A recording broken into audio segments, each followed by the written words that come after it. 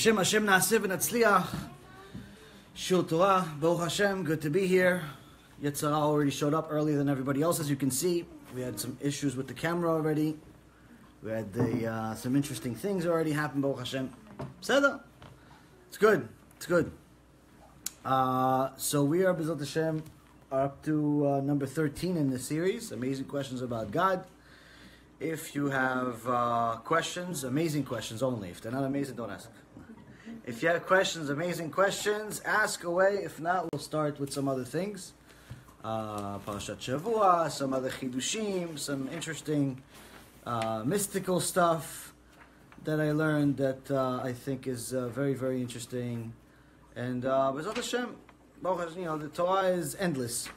So if the Yetzirah already interfered before the shiur, that means there has to be something good to it. There has to be an amazing question somewhere. The question is, who's going to ask the amazing question? Me. That's the question. The question is, who's going to ask the amazing question? Me. That's the question. Yalla, b'chavod. You start with the question. Okay. So if someone is doing not good on Shabbat, like if he's going shopping, doing cigarettes, and if he goes in a person's house saying, hey, why don't you drive your car? Hey, why don't you smoke a cigarette? Hey, why don't you do this? Hey, why don't you do that? Like, hey, everything. Right. Why don't you stop doing like bad things and do good things? Like the guy that goes in the house and start doing bad things. Why can't the guy just like do good things? Why can't he do tshuva? If he doesn't want to. The good question has a lot to do with the shiur. Question is, why can't some people do tshuva? That's the question. Why can't some people do tshuva?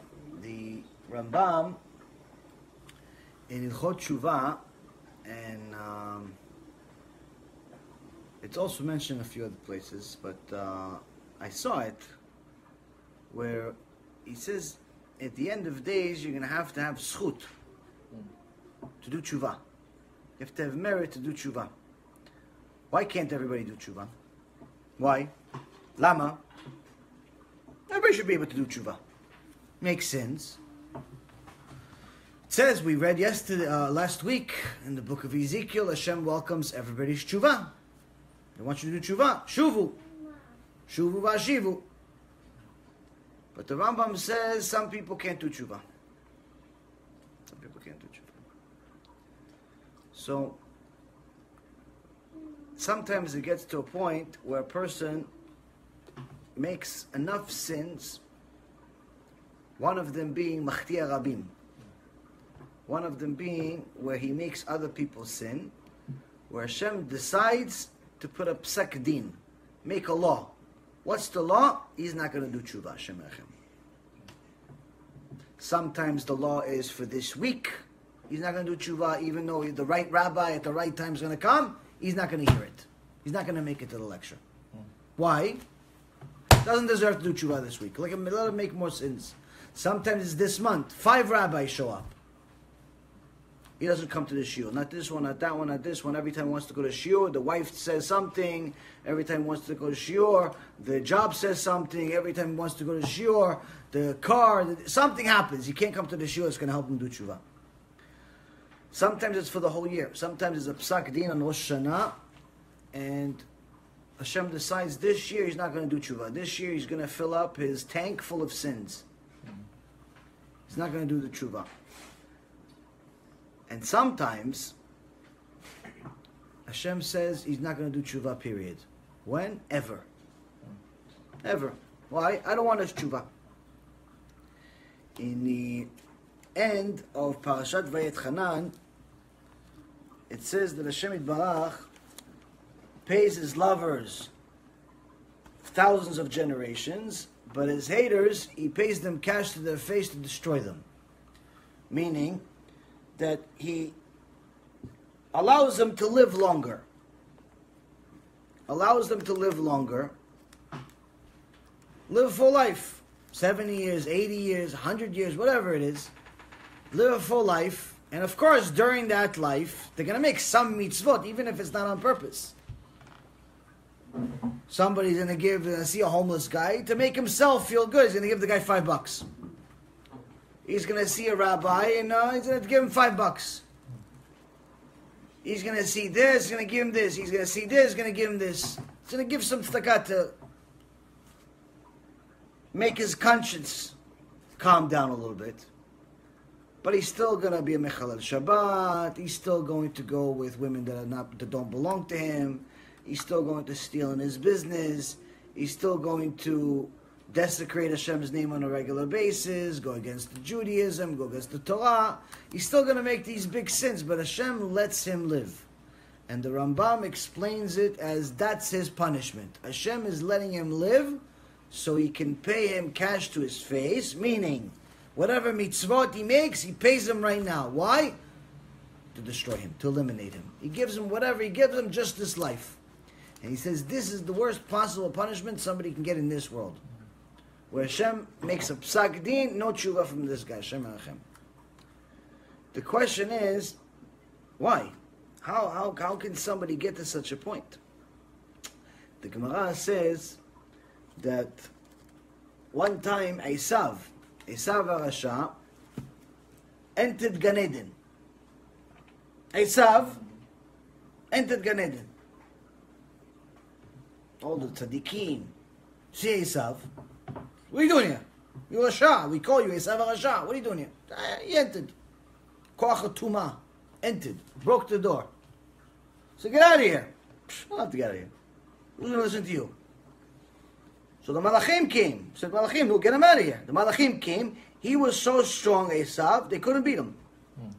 The Malachim, they couldn't kick him out. They couldn't kick him out. Esav, stronger than all the Malachim. Esav is Edom. It's not just a person like you think. Now, today in schools, when they describe Esav, what do they look? What do they make him look like? They make him look like a guy with a cuckoo, with a ponytail. He has maybe a few knives in his pockets, a gun, a machete. He looks like a murderer. Maybe at best case scenario, he looks from a horror film. Some scars, some tattoos. That's what he looks like to kids. They make him look like he's a bad guy. In reality, the Torah says that until late teenage age, meaning until they've become men, Esav and Yaakov were identical. Meaning people could not tell the difference. Ze bachur yeshiva, ze bachur yeshiva. In reality, Esav would look like the Gdol Ador today. Chassid with the hat and the beard and everything. Esav. He didn't know tattoos. He didn't look like a criminal. So the way they portray Esav HaRasha is wrong. He wasn't, he didn't look on the exterior, he didn't look like a Rasha. And when the Malachim tried to kick him out and he wouldn't get out, they went to Hashem. Hashem, get Esav out. Hashem says, Esav, get out. Out. Go to where you belong. Genom. He says, Hashem, who in your world is like me? In your entire world.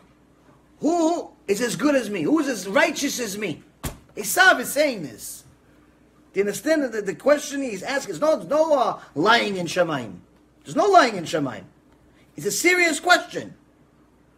It's a serious question from Esav to Hashem. He's not asking one of us, maybe he can fool us. He's asking Hashem Yitbarach. He says, Hashem, who in this world that you have is as good as me? That does kibut avayim like me? When our parents ask us for a tea, we always have a little funny look on. No, you can't make yourself a tea. No, you can't do it. Again, it's late, you shouldn't have tea. All of a sudden, we have all the excuses why they shouldn't have tea. Our parents ask us for a ride. Oh, you have to go again. You can't get Uber. Can't use a cab. Can't use this, can't use that. Our parents ask us for anything, automatically we have 1,500 excuses we didn't have before they asked. Why do you need this? Maybe you shouldn't go. Do you really need to buy that? Always we have excuses of why they shouldn't do it. Esav when he would go see his parents, not like us, where it's like we're doing them a favor. Esav would show up to his parents with a suit made out of gold. You ever see the Bukharians, when they have the celebrations, they have like the weddings and so on, they have these very, very nice special clothes. Very golden and colorful clothes. Esav was even more colorful. It was mamash 100% pure gold. That's how he would go see his parents. Even more than the bgadim that he wear for Shabbat. Supposed to have special bgadim for Shabbat. Supposed to have special talit for Shabbat. Supposed to have special shoes for everything special for Shabbat. One day a week, that's Shabbat. The rest of the week, wear whatever you want. Normal, obviously you look respectable, but Shabbat has to be something special. His clothes to go see his parents was even higher than Shabbat. He says to Hashem, no, who's like me? It's a serious question, Rabotai. He's asking a serious question, who's like him? And he's right. Mamash, he has an argument. Who's like him? No one. No one in the history of mankind ever gave kibud avayim like Esav. No one. No one.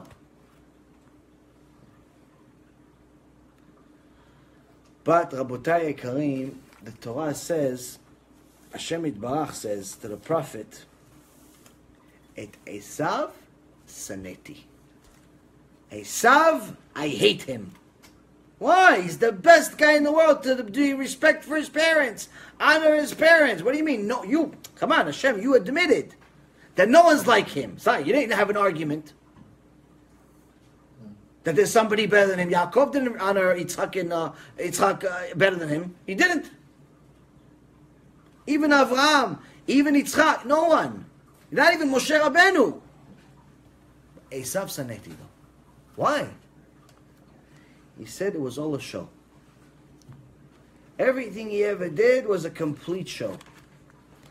But a person can do something his whole life, can dress up a certain way, can pray a certain prayer, can learn a certain study, and mamash believe his own lies. Get to such a point that he believes his own lies. He becomes part of the lie.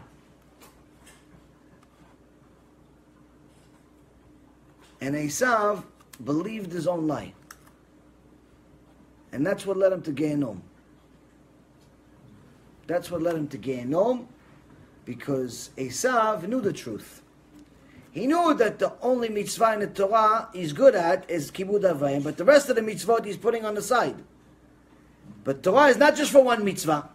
Some people, you tell them, listen, you do tshuva. He goes, listen, I have the best Shabbat in town. Every Shabbat I got 20 people showing up at my house. I give food. I give tzedakah. All the rabbis come to me every day. All of that. Okay, fine, great. Do you learn Torah at all? No, who has time for Torah? My Shabbat. All the rabbis teach whenever they come to my house. Yeah, but what about the other 6 days a week? Do you learn Torah? No, not so much. So how do you know you're keeping Shabbat? If you're not learning Torah, how do you know you're keeping Shabbat? He goes, what do you mean? What's to keep Shabbat? We don't turn on electricity. We don't drive. We don't work. I'm keeping Shabbat. It's wrong. There are so many intricate laws of Shabbat that unless you learn the laws of Shabbat, the Chachamim say guaranteed you're violating Shabbat. Guaranteed. It's not like maybe you're violating. It's 100% you're violating Shabbat. If you're not learning Torah, you're violating Shabbat. One of the easiest ways to violate Shabbat is talk business. Show me one house where the people there are not mamash dvekim leHashem, that they're glued to Hashem, that they don't talk business on Shabbat.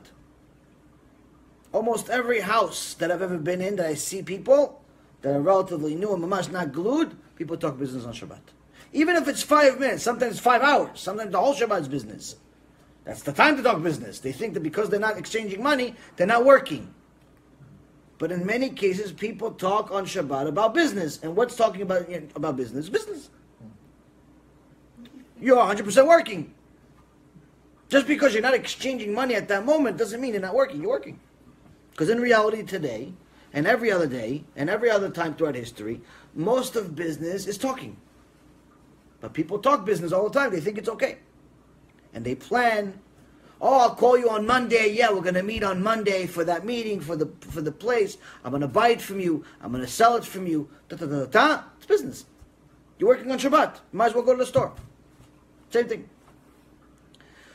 Without learning Torah, Rabotai, a person can think that he's keeping Shabbat his entire life and then end up a mechalel Shabbat. Mot yumad v'nechreta nefesh kerev Yisrael. He doesn't know. Without learning Torah and get glued to Hashem, a person can think all he wants, that he is Yaakov, only to find out in reality he is Esav. He's Esav. Now, many people believe with a full heart that they're giving Hashem all they got. And they're doing everything they need to do. But then when you start doing the accounting, you must do cheshbon nefesh, you realize that they're, as far as can be, then they're only 1 degree better than what they started. Why? Most of what people do without mamash mesirut nefesh, without sacrificing yourself to Hashem, and getting glued to Him, and learning His Torah, and learning the difficult things that you don't feel like doing, and doing all of these things, but not sacrificing yourself, in reality, tshuva can easily become just changing a few things, because, adding a few things you like. It's adding a few things you like. So you like to have a big dinner once a week, okay, so you switched it from Tuesday nights to now it's Friday nights. Everybody used to, likes to go out once a week to have a big meal with the guys. Okay, guys, listen, instead of doing on Tuesday night, we're going to do Friday night. So now you keep Shabbat. You think that's your Kiddush. That's your Kiddush. Get together with the friends instead of Tuesday night. We'll do Friday. Okay, guys, come to my house on Tuesday. So all the boys come over on Friday night. The guy has 20 people at his house. He thinks he's keeping Shabbat. And it's good. Kosher? In America today, in Israel, and many places around the world, every second store has kosher food. It's not exactly mesirut nefesh to eat kosher food. Cost more money? Yeah, how much more money? Is it making anybody broke? No. No one's going broke because they're eating kosher. For all the complaints that I hear on a weekly basis from people complaining about how expensive kosher food is, no one's going broke because of kosher food, number one. And number two, you didn't complain about how expensive the steak was at the non-kosher steakhouse. You didn't complain about that. So, is that me? Yitzhak is enjoying himself. He's on a roll today. He's on a roll. So, kosher food, people add it. In reality, it's just a convenience. And many of the rules in Judaism, when you first start doing tshuva, when the stuff they teach you in the beginning, maybe they're just convenient. A convenient mitzvot. Mezuzah, it's an easy mitzvah to do. Most people do it already, even without keeping Torah and mitzvot. Tefillin, okay, so you take a break 5 minutes in the morning, 10 minutes in the morning to put tefillin on. So it's a little change, but it's not such a drastic change. In return, though, on the other hand, everybody expects to have every single one of their blessings come true. Every one of their blessings, they think because they lay tefillin 5-10 minutes a day, they should be kepitiye, whatever they say, it's like Hashem says. Now, who here has dealt with somebody that's kfui tova? Kfui tova is ungrateful. Who here has dealt with somebody ungrateful once in their life? Okay, I won't even embarrass you guys to raise the hands because I'm assuming everyone. Now, once it's good. Huh? Once you're good. If it's only once, it's good. So, how many, I'll ask you a second question, it's a little difficult. First question's easy, you guys all got it right. How many people will continuously deal with somebody after not only a kfui tova, a ungrateful person is not just somebody that didn't say thank you. Kfui tova takes it to the next level. There's ungrateful, which is somebody that just like you gave him did him a favor, he never said thank you, never appreciated nothing. A kfui tova in Hebrew, he takes it up a notch. Takes it up a notch. What does he do? A kfui tova, instead of saying thank you, he gives you bad back. The fact that he's ungrateful, already that's already bad enough. A kfui tova, machmir. He's stringent. He gives you bad. So let me ask you a question. How many are willing to deal with somebody after not only he was ungrateful, but he was a kfui tova, he returned bad to you? Not once, twice, 3 times, 5 times, 10 times you've done. You're mamash tzaddik. You're like amazing. You're like Avraham Avinu. 10 times you did this guy a favor. 10 times you did your friend a favor. And each time you got slapped in the face. Each time, like clockwork. You did him a favor, pach. You did a favor, pach. How many times? Are you going to do number 11? No, tell the truth. Yeah. Which one of you would do number 11? Why you keep going? You do 11? For the same 10 times he gave you bad, you still do number 11? You never know when you'll help. We have one tzadikah in the crowd. The rest of you? 10 times he did something bad. Okay, you gave him $10. He went and he spent $10 to go buy a bat, and he hit you with it. You give him $10. He went and bought a bat, and he hit you with the bat. You do him another favor. He asked you again. Listen, I broke my bat. I broke my back. Can you lend me another $10? What do you mean? You broke the back of my back. You broke the bat on my head. Yeah, it's your fault. Your head. Who said your head? Your head's too hard. Can I have another $10 now? You broke my bat. He's suing you. He broke it to your house, and he's suing you because he slipped and he broke he broke his hand, slipped in your house when he was trying to rob you. You do him another favor or not? Normal person will say no. Normal person, tzaddikim say yes, but in reality, most of us, me personally, not only I don't do him a favor, I'll probably burn his house after he breaks the bat on my head. But that's me. I'm not tzaddik. But Rabotai, this is us. In reality, this is us. Us, the kfui tova. Not the one that's doing a favor. We're the kfui tova. Why? With Hashem. Every day we wake up. Hashem's commandments did not change. And we know what the commandments are. We know we have to do this, we have to do this, we have to do this. Everybody knows something. Not everybody knows all the laws, but everybody knows something. And we still fail. And Hashem still comes back the next day and he says, okay, let's try again. Let's try again. I'll give you another chance. But yesterday, not only I didn't do what you asked me to, I took the money that you gave me and I went and Hashem Achem what I did with the money. I bought drugs with the money. I gambled the money. I did stupid things with the money. Like this one imbecile rabbi, Hashem gave him a huge synagogue. Mamash, unbelievably huge synagogue. What does he do? He has a sheshbesh tournament in it. I mean, the stupidity of people today has reached new highs. Even Esav in Gehinom is saying, come on Hashem, who's better than me? Look at these people that you have running the shuls. One guy in Boca Raton wants to bring the #1 Catholic missionary in the world. The other guy wants to have a sheshbesh tournament in his shul. Another, I mean, it just gets stupider and stupider.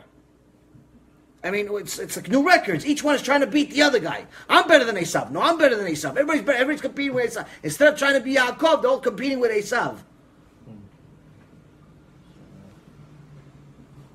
That's us, Rabotai. Hashem gives us money, we spend it on things against Him. Hashem gives us good things, Hashem tries again and again and again and again and again, try to give us. But eventually, Rabotai Karim, eventually the clock runs out. Eventually Hashem says, I've had it with you, Hashem Achem. He says, no more tshuva. This is a very, very scary thing.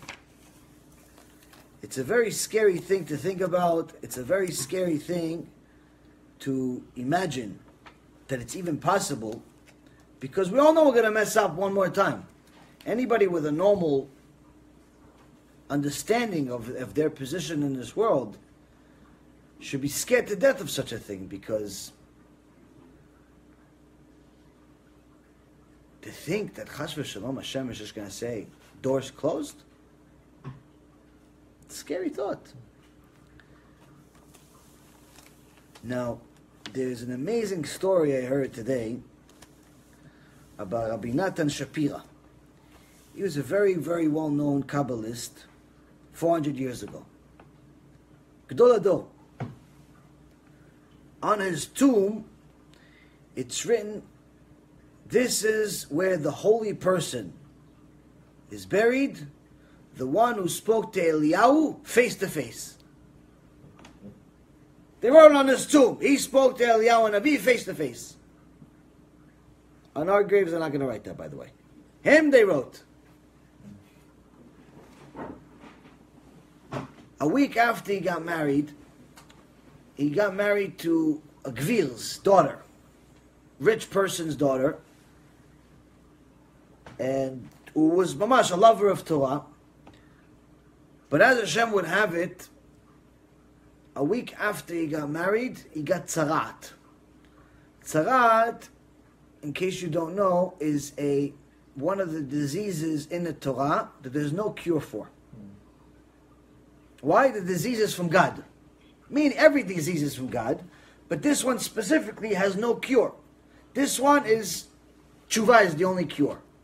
Tshuva for what? Only Hashem knows.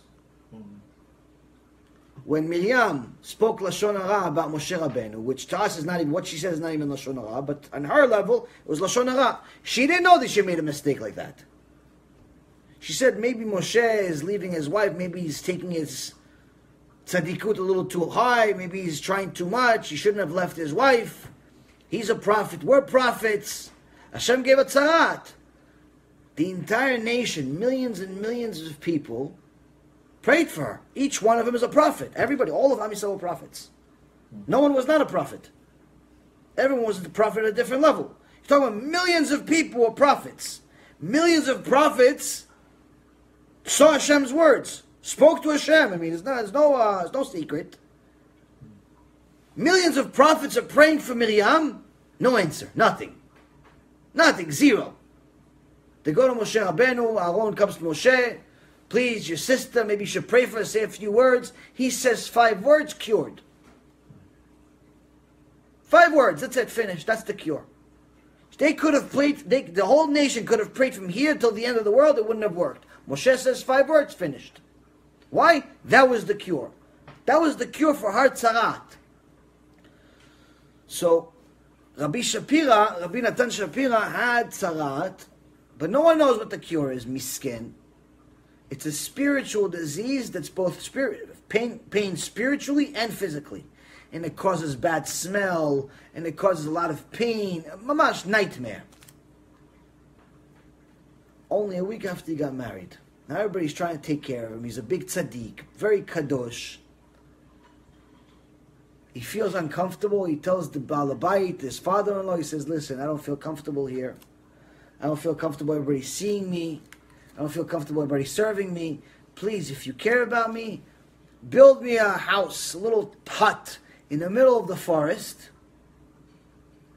And let me give me some books. Let me study Torah. When I get cured, I'll come back. Okay. That's your ratzon. That's what I'll do. That's what his father-in-law did. He built him a house in the middle of the forest. One day, he's studying to his tzarat, misken. We came and studied if we have a headache. He's studying to tzarat. Studying the deepest parts of Kabbalah, Wants to take a break outside to go see the wonders of Hashem in this amazing forest. And he starts walking in the forest and he loses himself. And in the forest, if you lose yourself, you don't know the way back. He starts trying to find his way back. He's lost in the middle of the forest. He's like, okay, this is where I'm going to die. There's no way how to get back. It's a huge forest. The trees are huge. It's not like today. Everything looks the same. There's no phone. There's no cell phone. There's no let me text, let me tweet somebody. Nothing. I don't have reception here. Let me go on top of the mountain. It's like losing yourself in the middle of the Amazon. People that go into the Amazon, they go and they don't leave. He's looking. It gets to the night. And all of a sudden, he sees a giant come up to him. Mamash, huge giant. This story, Mamash, happened 400 years ago. Giant, he says, I've never seen anybody big like this. Something that was so huge, it was much from like a different world. And this giant starts talking to him in Sfat HaKodesh, in Hebrew. He says to him, hi, what are you doing here? He says, I'm lost. Oh, why are you lost? Where did you plan on going? Oh, I lost, He tells him. He says, oh, listen, I can help you. Not only can I help you find your way back home, but the sickness you have, this tzarat that you have, I can cure you. You want a cure? You want to go back home? Or you want to die here in the forest? Because no, of course, why not? You can help me, why not? He says, okay, I have one condition. I've always wanted to learn the Kabbalah that's being taught from Malach Aziel. There's this angel named Aziel. And it's the deepest, highest level of secrets of Kabbalah are in that book. I always wanted to learn it. Can you teach me? He said, listen, I haven't learned it yet. He goes, okay, so go learn it and promise me, make a neder, make a swear that you're going to teach me this in a year from now. He says, if you can cure me and you can return me to no problem. Deal. He makes a deal with this giant. As soon as they say deal, he wakes up. He's in front of where? His old house, his original house where he lived with the Gvir, with the wealthy people, perfectly healthy like a baby. His skin is no longer white with the tzarat. He feels perfectly good. Mamash, magic. This is a real story of B'tez. Now I'm not telling you fairy tales like cartoons. If you want to believe it, believe it. You don't want to believe it, it's your problem.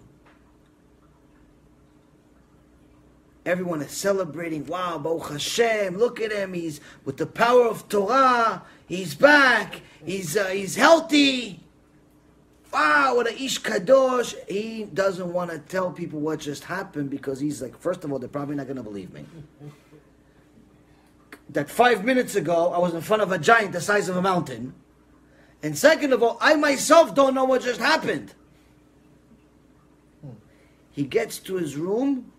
Who's in his room? Eliyahu Navi.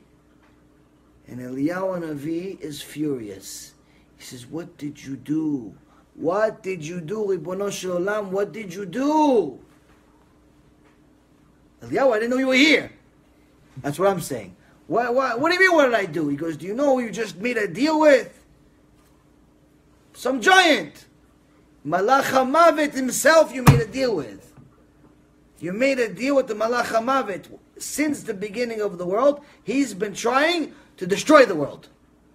But there's a sod, there's a secret in creation he doesn't know. Where is it? In the book of Aziel. In the book of Malach Aziel. That's the book that you swore you're going to teach him. Okay, so I'm not going to teach him. You have to, you made a swear. So I'm going to destroy the world? You have to go study the book because you made a vow. But when the year comes, I'm going to come with you. I'm going to come with you. Settle. So, Misken, he is studying the whole year. Everybody's celebrating that he's tzaddik, power of Torah. Wow, amazing. He's crying his eyes out. He's like, I may destroy the world in the next few months. I have to teach him. But the same token, I can't teach him because if he knows, it destroys the entire world. What am I going to do? The year comes up, and the Eliyahu Navi shows up. He goes, okay, let's go back to the forest. You have to make sure. Number one, I'm going to make a circle. You stand in that circle and don't leave the circle under any condition. Doesn't matter what happens, if there's noises, if there's threats, if there's anything, don't leave the circle. Okay, what else? Don't fall asleep. For how long? As long as it is. They go to the forest, Eliyahu Navi makes a circle and disappears. The giant comes. The giant comes. He says, oh, here you are. Glad that you're here. We're here to learn. Yeah, we're here to learn. As the giant comes close to the circle, he falls. It's like a power in this circle that Eliyahu Navi put. And it doesn't matter what the giant does. He can't enter. He can't get close enough to him. If you can't get close enough to him, He can't learn it. Gets angry, starts changing, starts raining, starts lightning, thunder, craziness. No matter what he does, he can't enter it. 24 hours. 24 hours of all this craziness, and now he has to stay up. He's tired after a while standing there. But he remembers, if he falls asleep, that's it. Finished. 24 hours later, he survives, and the giant disappears. Eliyahu Navi comes and he tells him, you know, you just saved the world. You saved the world. And for that, you're going to get a present. What's the present? Hashem wants to give you a present that you're going to hear the song that the angels sing to him every day. Every morning, the angels sing to him. You guys, if anybody have a siddur, you see in the beginning of the siddur in Shachrit, or at the end of Shachrit, when it says Baruch Baruch Shemo, it says if you pray by yourself, say this Bareita, because you can't say Baruch Baruch Shemo. Say this Bareita. What does Bareita say? Amar Rabbi Akiva, there is a, Rabbi Akiva said, there's a giant malach, it's called Chaya. There's a giant malach, a giant angel, in the middle of Shamayim. And its name is Israel. And on its forehead, Chakuk Israel. It's written Israel on his forehead.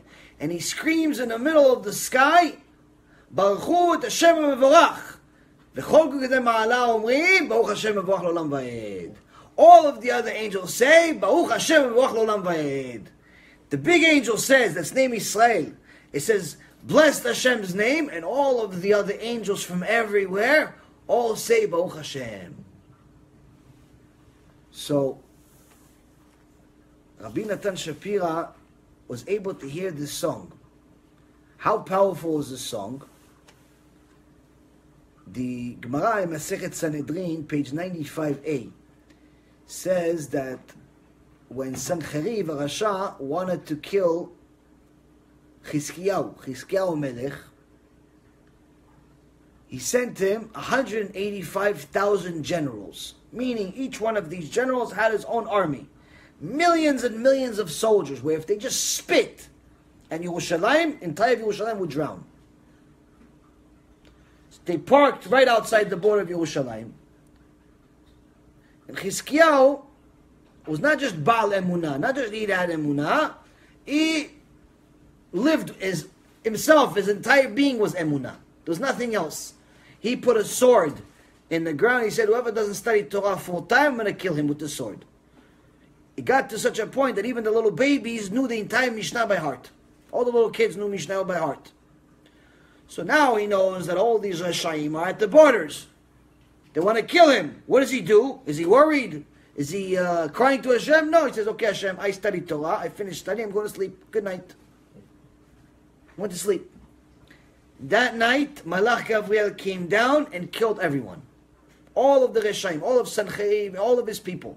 185,000 generals and their armies. Mamash, bodies. Mountains and mountains of bodies. The Gemara says, how did Malach Gabriel kill them? How did he kill them? Why did he kill them with a sword? He killed them with this. How did he kill them? One of the opinions is, he let them hear the song of the Malachim. He let them hear the song of the angels. Someone that's lo ha'ui, someone that's not at the level to hear the song, dies on the spot. So the brother-in-laws, 3 brother-in-laws that Rabbi Shapira had, became jealous. Why? Because when he came home, he didn't go to shul, he would pray in his room. Why? Because he wanted to hear the song of the angels without being disturbed. Now, they said, why did this, our father-in-law, build this guy's own room? Why? For what? Who is this guy? Who does he think he is? So he said, listen, he's a holy man. He goes, what's so holy about him?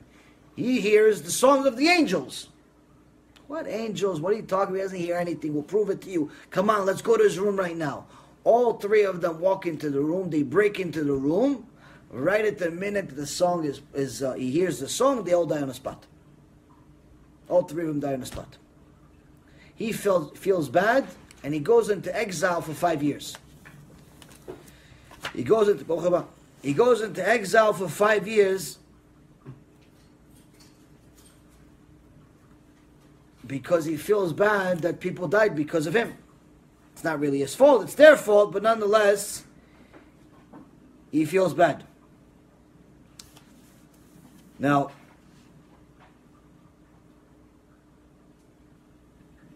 why did I tell you this whole story up to now? Eventually, when he's in the exile, one of the things that tzaddikim used to do in the exile is they would go to the exile, but they would go and they wouldn't tell anybody who they are. So people would treat them like they're homeless people, bums. So he goes, and no one knows he knows Torah, no one knows he's the Gdol Ador, no one knows anything. But somebody sees, okay, this guy is a little, he has a kippah on, he has tzitzit, he has talit, okay, fine, I'll host him. So this rich guy hosts him for Sukkot. And he tells him, listen, can I sleep in a sukkah? He goes, no, you can't sleep in a sukkah. It's freezing. We're in the middle of winter. It's freezing. There's snow as everything. No, we're patur. We don't have to sleep in a sukkah. We're sleeping in a house. He says, yeah, but I want to sleep in a sukkah. Why do you want to sleep in a sukkah? He wanted to hear the song of the angels. He wants to hear the song of the angels. Imagine the pleasure you get from hearing the song of the angels. You want to sleep in the middle of the cold of the snow. It's a little hot outside. We don't want to sleep outside. Him, he was willing to sleep in the middle of snow. I saw a frog jump into my sukkah. I'm like, oh, patur. I don't have to sleep in the sukkah. A little frog comes into the... So, see, that's the difference. That's why there's a story about him, not about us. So... he wants to sleep in the sukkah, so the Baal Bait says, listen, I have all my gold in my whole house. The sukkah, by the way, is supposed to make the sukkah like your house. All the gold, all the jewelry, all the beauty, everything, the whole house is in the sukkah. You're supposed to make it mamash like a house. I already have a plan for next year. I'm going to put my house, I'll put a schach on the house. I'll put a schach on, I'll take off the roof, put a schach on the house. That's my house. Mamash, it has to be like a house. He says, all my gold is here, all my beautiful stuff is here. He goes, don't worry, lock me in. Lock me in. He locks him in. But as you would have it, the Malach HaMavet sends a few thieves to break in through the schach, through the top. They take everything. He doesn't notice anything. He's in his own world. He's listening to the angels sing. What does he care about the jewelry and the diamonds and the gold and everything else? The Baal Bait shows up, he sees everything is missing. He starts hitting him, beating him. What'd you do with my stuff? And he's hitting him with a stick, on his legs, on his head, on his face, and this. Shem Menachem, what's happening to this poor guy, misken? Why? It's like, you kfui tova. I let you sleep in my sukkah, and this is what you return to me? I let you sleep in my sukkah, you steal all my stuff? Is he right or is he wrong? He doesn't know he's Gdol Ador. Is he right or is he wrong?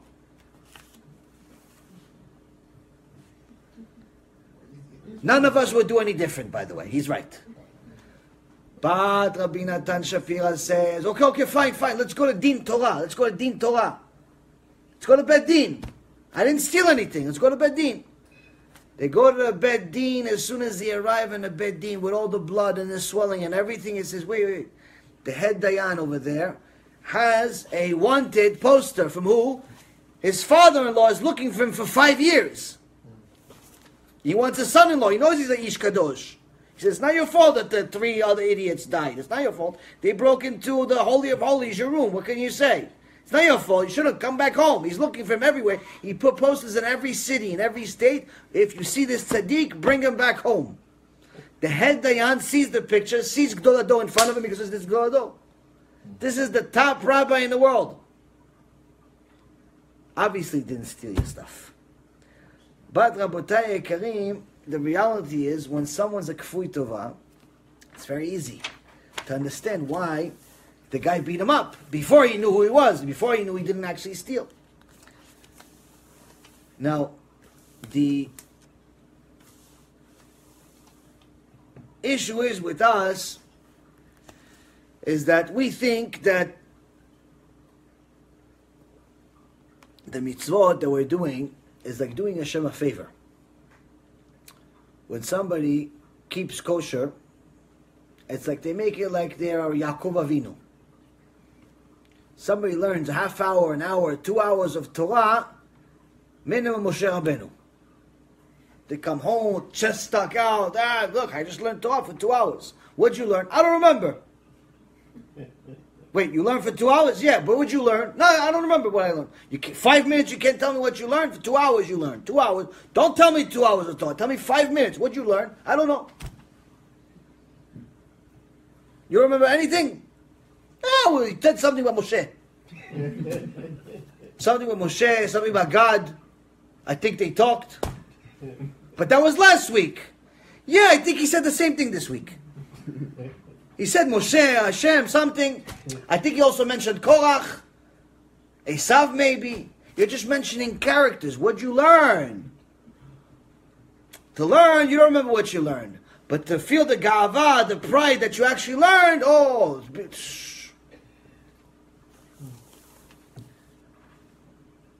the Gemara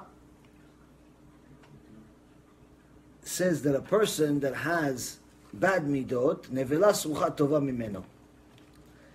A person that has bad midot, has bad character traits, a dead animal is better than him.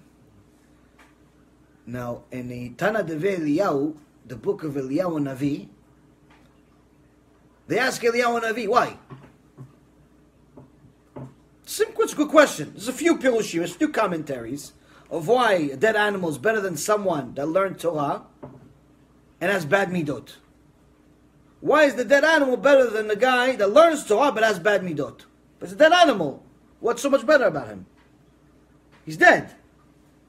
The other guy learned Torah. Okay, but he's still angry. He's still cheap. He's still a liar. He's still a thief. He's still a lot of things. Okay, but at least he learned Torah.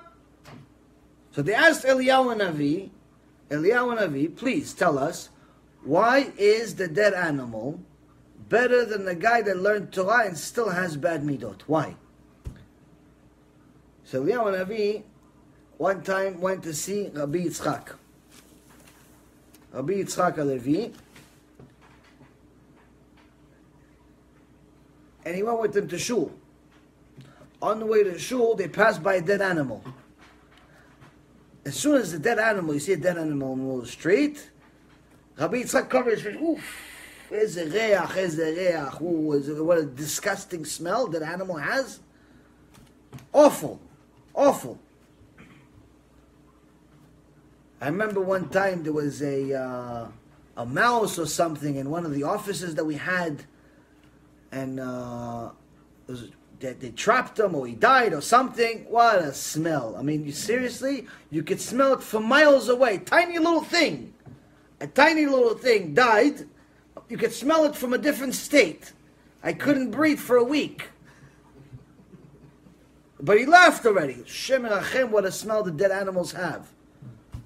So they see a disgusting dead animal in the middle of the street. All its stomach is outside, everything. Eliyahu Navi, nothing.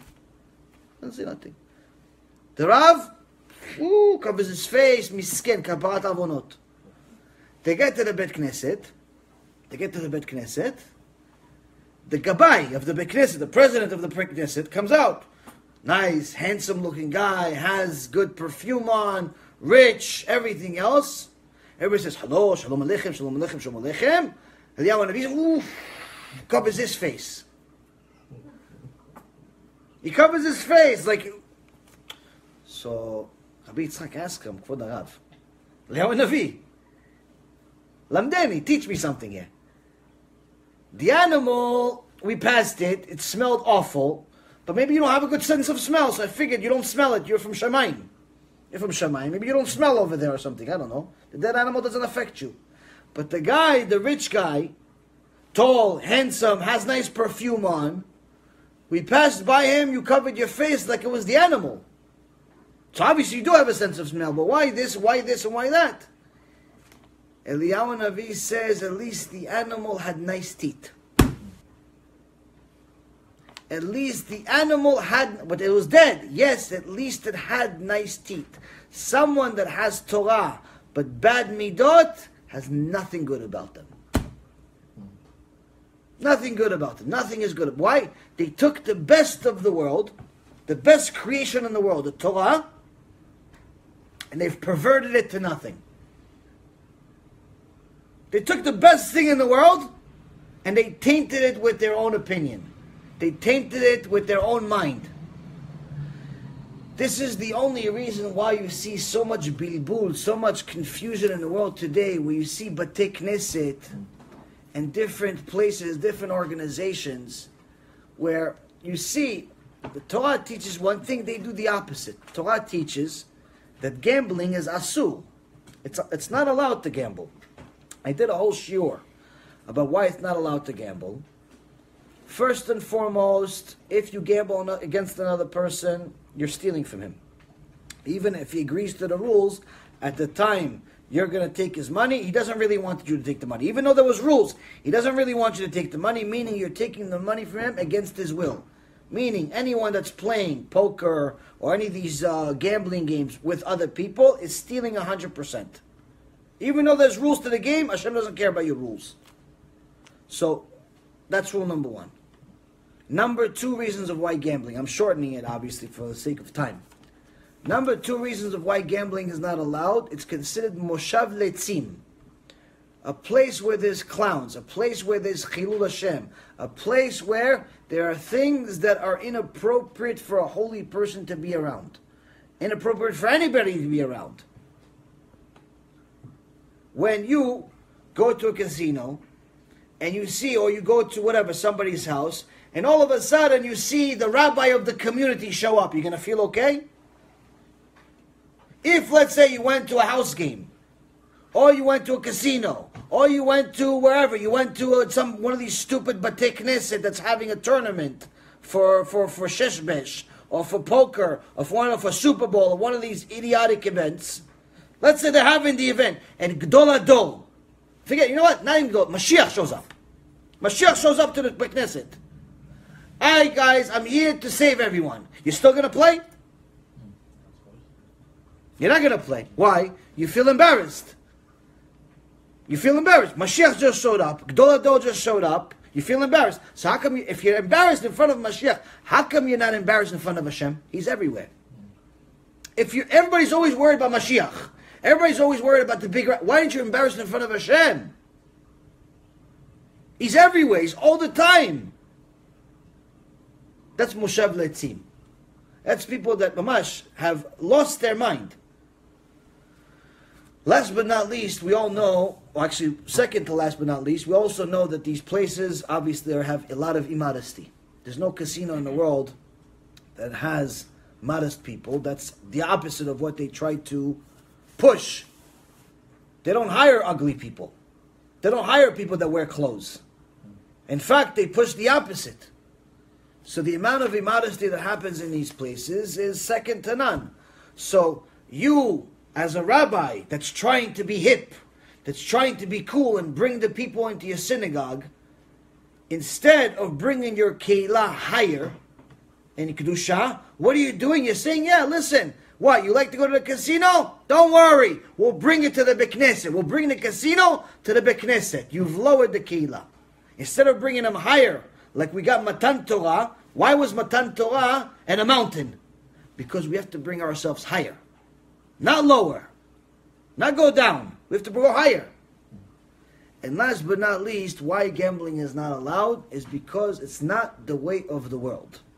If gambling was permissible according to the Torah, no one would work. Why? It's easy money.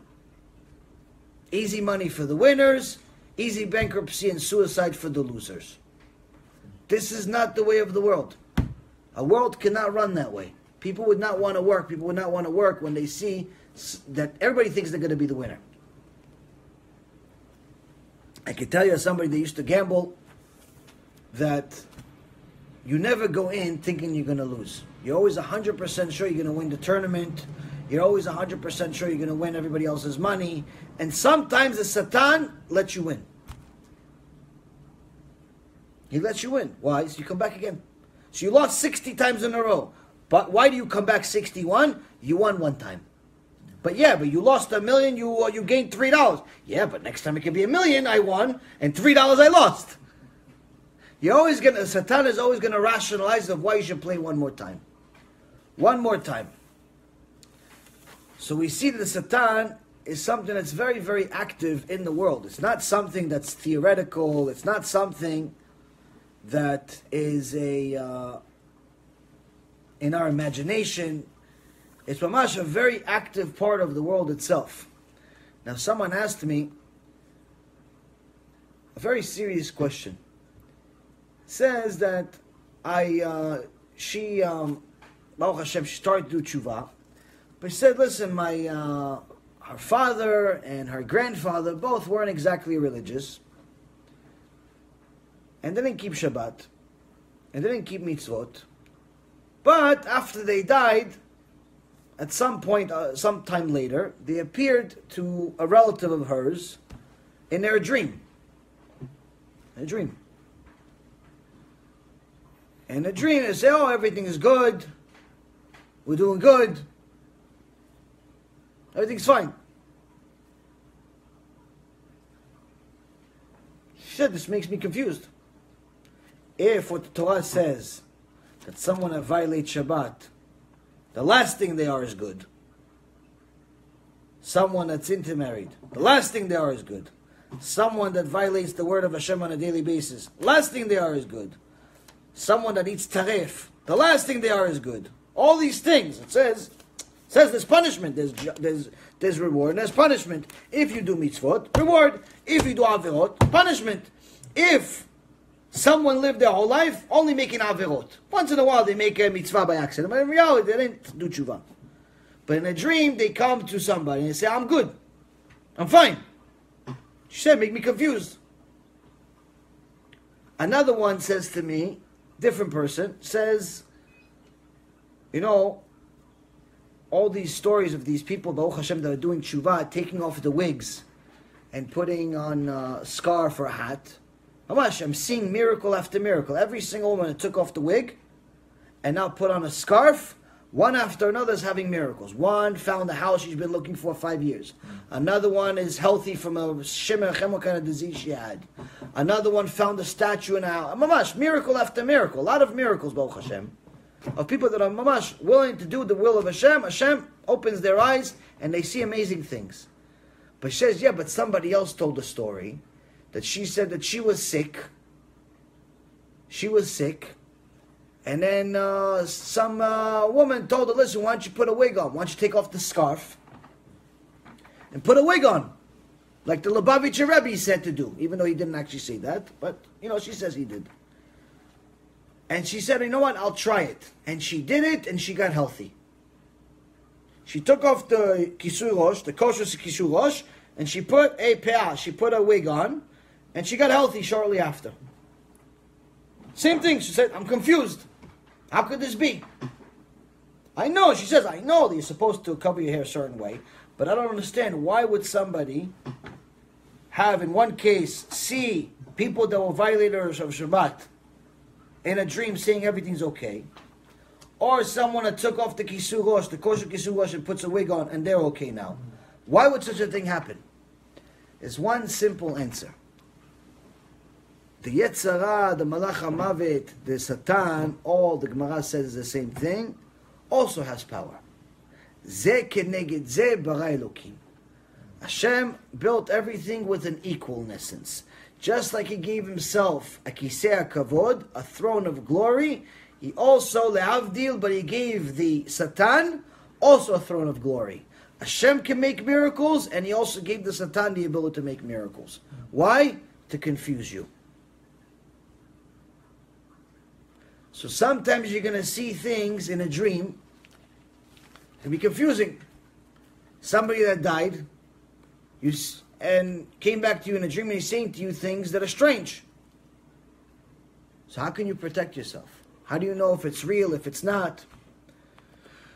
So the Gemara in Masechet Brachot talks about dreams. And it says that most dreams are nonsense. Most dreams are complete nonsense, which are a result of what you see during your life. It could be during that day, could be during that week, during that month, during that year, or even in your whole lifetime. One time you went to a zoo, and time later you had a dream with people that have elephant heads. and you come to the rabbi, what does it mean? Elephant heads, that means the Mashiach is coming and he has an elephant. What does it mean? No, it just means you went to the zoo and you saw elephants and your imagination took advantage of it and it has put the elephant's head on the people's head. That's it. It's nonsense. Shtiyot. But sometimes it's a real dream. Sometimes it's a real dream. And the Gemara specifically talks about what's the signs of a real dream, when you would have it, what time of the day, how many times you would have to have this dream in order for it to be real, what words do you have to hear, what things you have to see. It's not so pashut. It's very rare to actually have a real dream. If you have a real dream, it could even be to such an extent where it's 1/60th of a level of prophecy. But the overwhelming majority of all of our dreams are complete nonsense.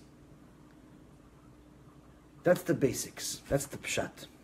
But then there's the middle. Then there's the sod. Then there's the secret inside. The secret inside is not the problem of shtuyot, the nonsense. And it's not waiting for prophecies. Believe me, none of us are prophets. What's the problem? What's the problem dream? The problem dream is the one in between. The problem dream is the dream that has koach hatumah controlling it. The power of the impurity controlling it. When we make sins, those sins create beings. They create different things. Now, those beings want to take a revenge because they feel like they're incomplete creation. They're supposed to have a body, they don't have a body. So they take a revenge against people. And one of the things they do is they come in their dream. And they come in their dream as what? What do you think they come in their dream as what they really look like? That's not going to do anything for you. It's just going to scare you and you're going to wake up. So what do they come as? Sometimes they'll come as family members. Sometimes they'll come as rabbis. Sometimes they'll come as biblical figures. Sometimes you can tell you he's Moshe Rabbeinu, Eliyahu Navi, Mashiach, whoever. He can be whoever we want. He's dressing up. It's a costume. Why? To confuse you. Why does Hashem allow such thing to happen? He doesn't. You did it. You made sins. You created him. You created him. You made the bed. Now sleep in it. You created him. So sometimes Hashem will test us with these things. It's for me? Oh, sit down. Sometimes Hashem will test us with these things because it's technically partial punishment, partial test. Partial punishment, partial test. The same thing with when we see bad amazing things happen to bad people. Same concept. The koach hatumah, the power of the impurity, is not a joke. It's not like something that it's in our dreams. This is the reason why at night it's not recommended. Halachically wise, it's allowed, but it's not recommended to read the Ketuvim. It's not allowed. You shouldn't read the 5 books of Moses. You shouldn't read Tehillim. You shouldn't read it at night. You should read it during the day. It's allowed, but you shouldn't. Now, for most of us and most people in general, this is what I'm about to say is not really relevant. But I'm still going to tell you, so you hear it correctly, this version and not some other wicked version that people create in their mind. For most people, you're allowed to do it, continue doing it. And the reason why I say this, and the reason why halachically I'm supposed to say it, is because most people, if they don't learn, they go watch TV. If they're not going to learn 5 books of Moses or read Tehillim, they're going to go watch baseball or football, some shtuyot. So if that's the option, either read Tehillim or go watch sports or television or some ducks crossing the road on YouTube, go read Tehillim from here to next year. Go learn Chumash from here to next year. Halachically, you're 100% allowed. But why does the Kabbalah say you shouldn't? Because that's the time where the koach hatumah has extra strength. The power of impurity has extra strength. And in essence, when we read these things, we're giving our holiness part part of the power that's being created by you reading Tehillim or reading 5 books of Moses is being given to them. Not all of it, but part of it. And we don't want to give them anything. So that's why it says, from women, generally women read Tehillim much more often than men. It says usually you should try to read it either during the day or after Chatzot, after midnight, or whatever the middle of the night is at that point of the year. Because that's when the Koach HaTumah does not have any power. But there's a good question. If you pray at night, our prayer is comprised mostly of Tehillim. So how come you can read Tehillim in a prayer, but you can't read Tehillim by itself? The Chachamim picked specific Tehillim and they structured it inside a prayer, where when it's inside a prayer, you're allowed to do it. Outside of the prayer, you're not allowed to do it. It's like as if it has like a dome. It's inside a dome, and as long as it's inside that dome, you're allowed to use it. As long as it's inside Arvit, the Tfilat Arvit, you're allowed to use it. Outside, not allowed. But there are 2 Tehillim that you are allowed and should read at night. One of them is Tehillim number 91, and the other one is Tehillim number 53. Both of them have to do with fear, not being scared. If you see things, if you feel things, if there's any type of trouble, distress, and so on, those are the 2 Tehillim you should read at night. You're allowed to read at night. And it helps with fear, it helps with all these spirits, all these strange things. How the shiur went to this, I have no idea, but nonetheless, I guess that's where Hashem wanted it to go. I usually don't try to teach these things, but such is life. Another thing you should know is that on Shabbat, the Koach HaTumah does not have any power. So it's not only allowed, but it's actually recommended for you to read Tehillim, especially women, to read Tehillim on Shabbat. On Friday night and on Shabbat in the afternoon, you're allowed, and you should. And the reason why is because the Koach HaTumah does not have any strength on Friday night, and some even say on Thursday night. Some opinions say on Thursday night, but it's not 100% opinion. Some say yes, some say no. But Shabbat, meaning Friday night and Saturday afternoon, of course you should read it as much as possible. It's very, very good for the neshama. It's very good to read it at that time. So we see from here that the Chachamim dealt with Koach HaTumah on a very serious level. They were very scared of it. They were very scared of it. The Kabbalists were scared of it. The Chachamim were scared of it. So much so that it's mentioned many times in the Gemara. In the Gemara, Masechet Shabbat, page 109, it says the following.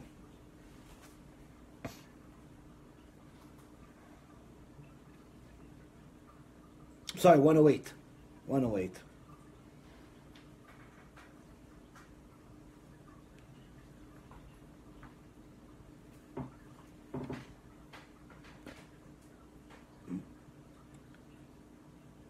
Achi Amar Shmuel.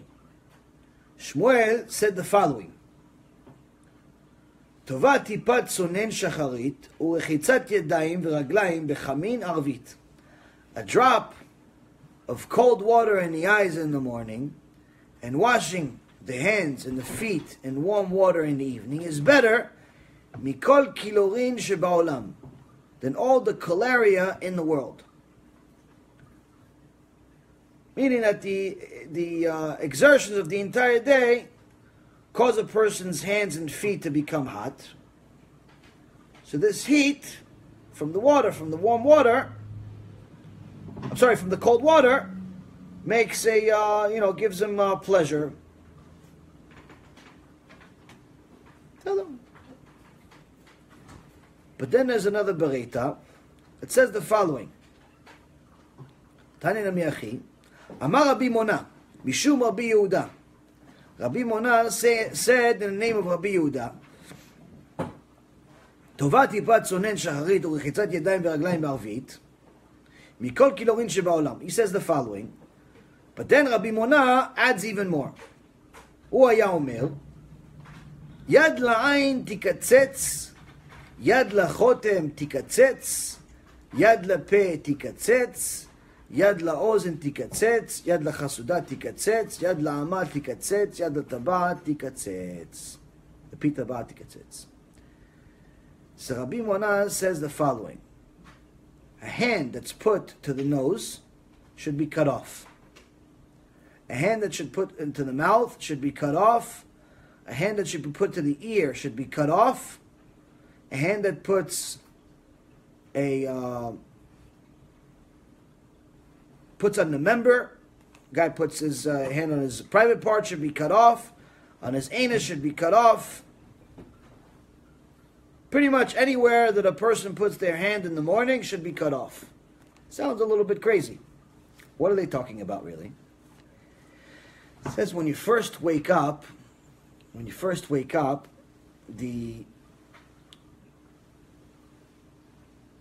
koach hatumah, the impurity, is on your hands. Why?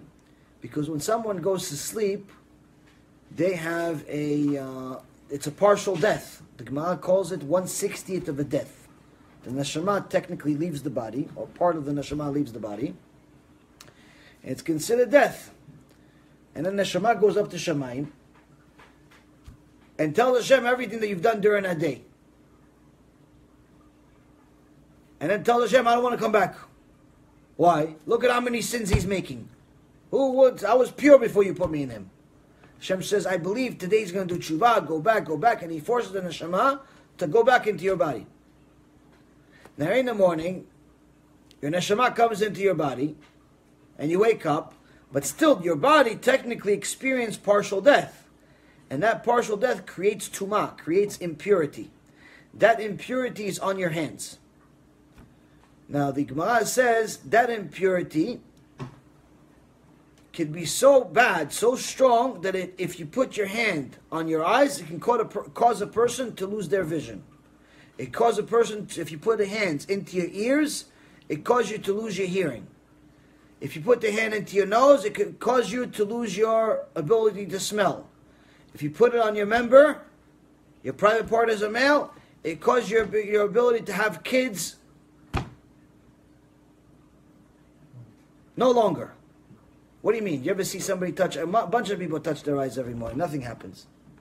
A bunch of people touch their mouth in the morning, nothing happens. They don't do Netilat Yadayim. If they're religious, they don't Netilat Yadayim.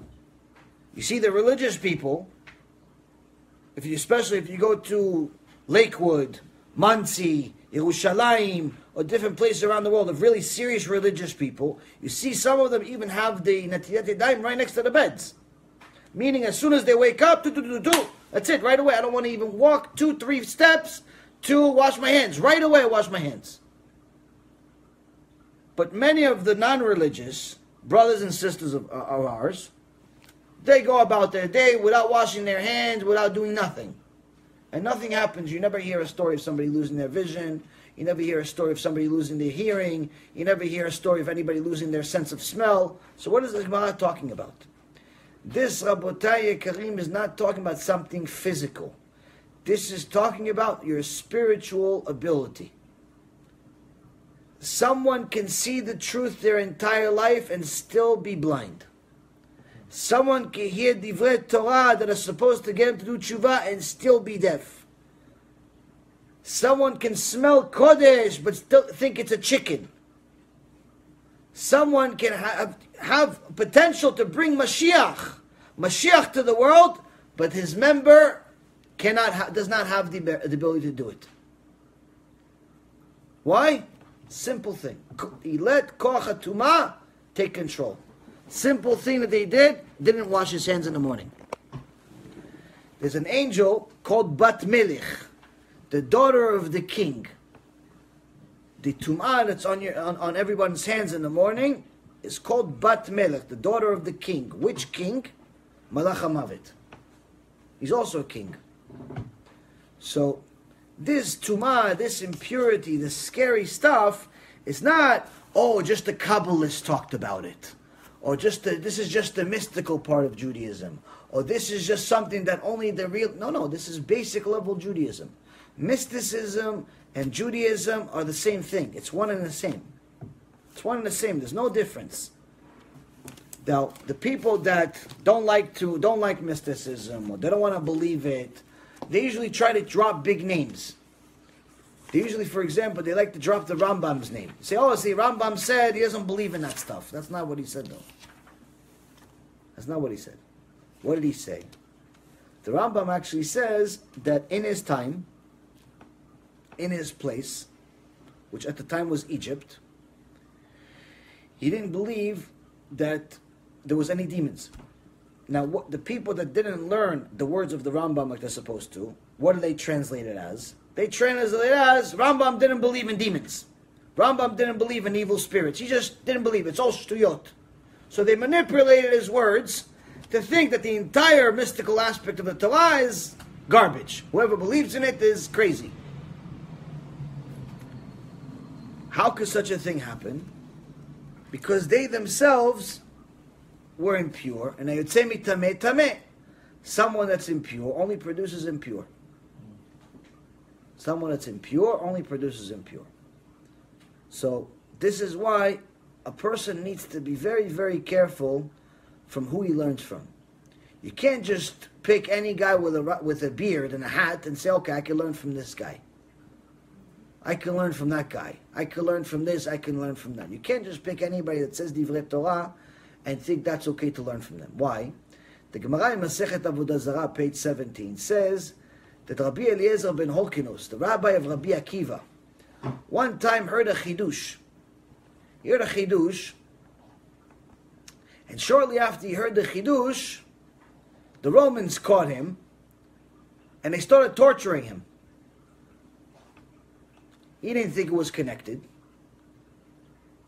but he was wondering, why is it that Hashem is punishing me right now? What did I do? He's not saying, oh, maybe, there's a mistake. No. He says, obviously this is right. Whatever is happening to me is din Torah, it's Hashem is righteous. The question is, what did I do? So I can do tshuva. He doesn't know. As you would have it, they free him.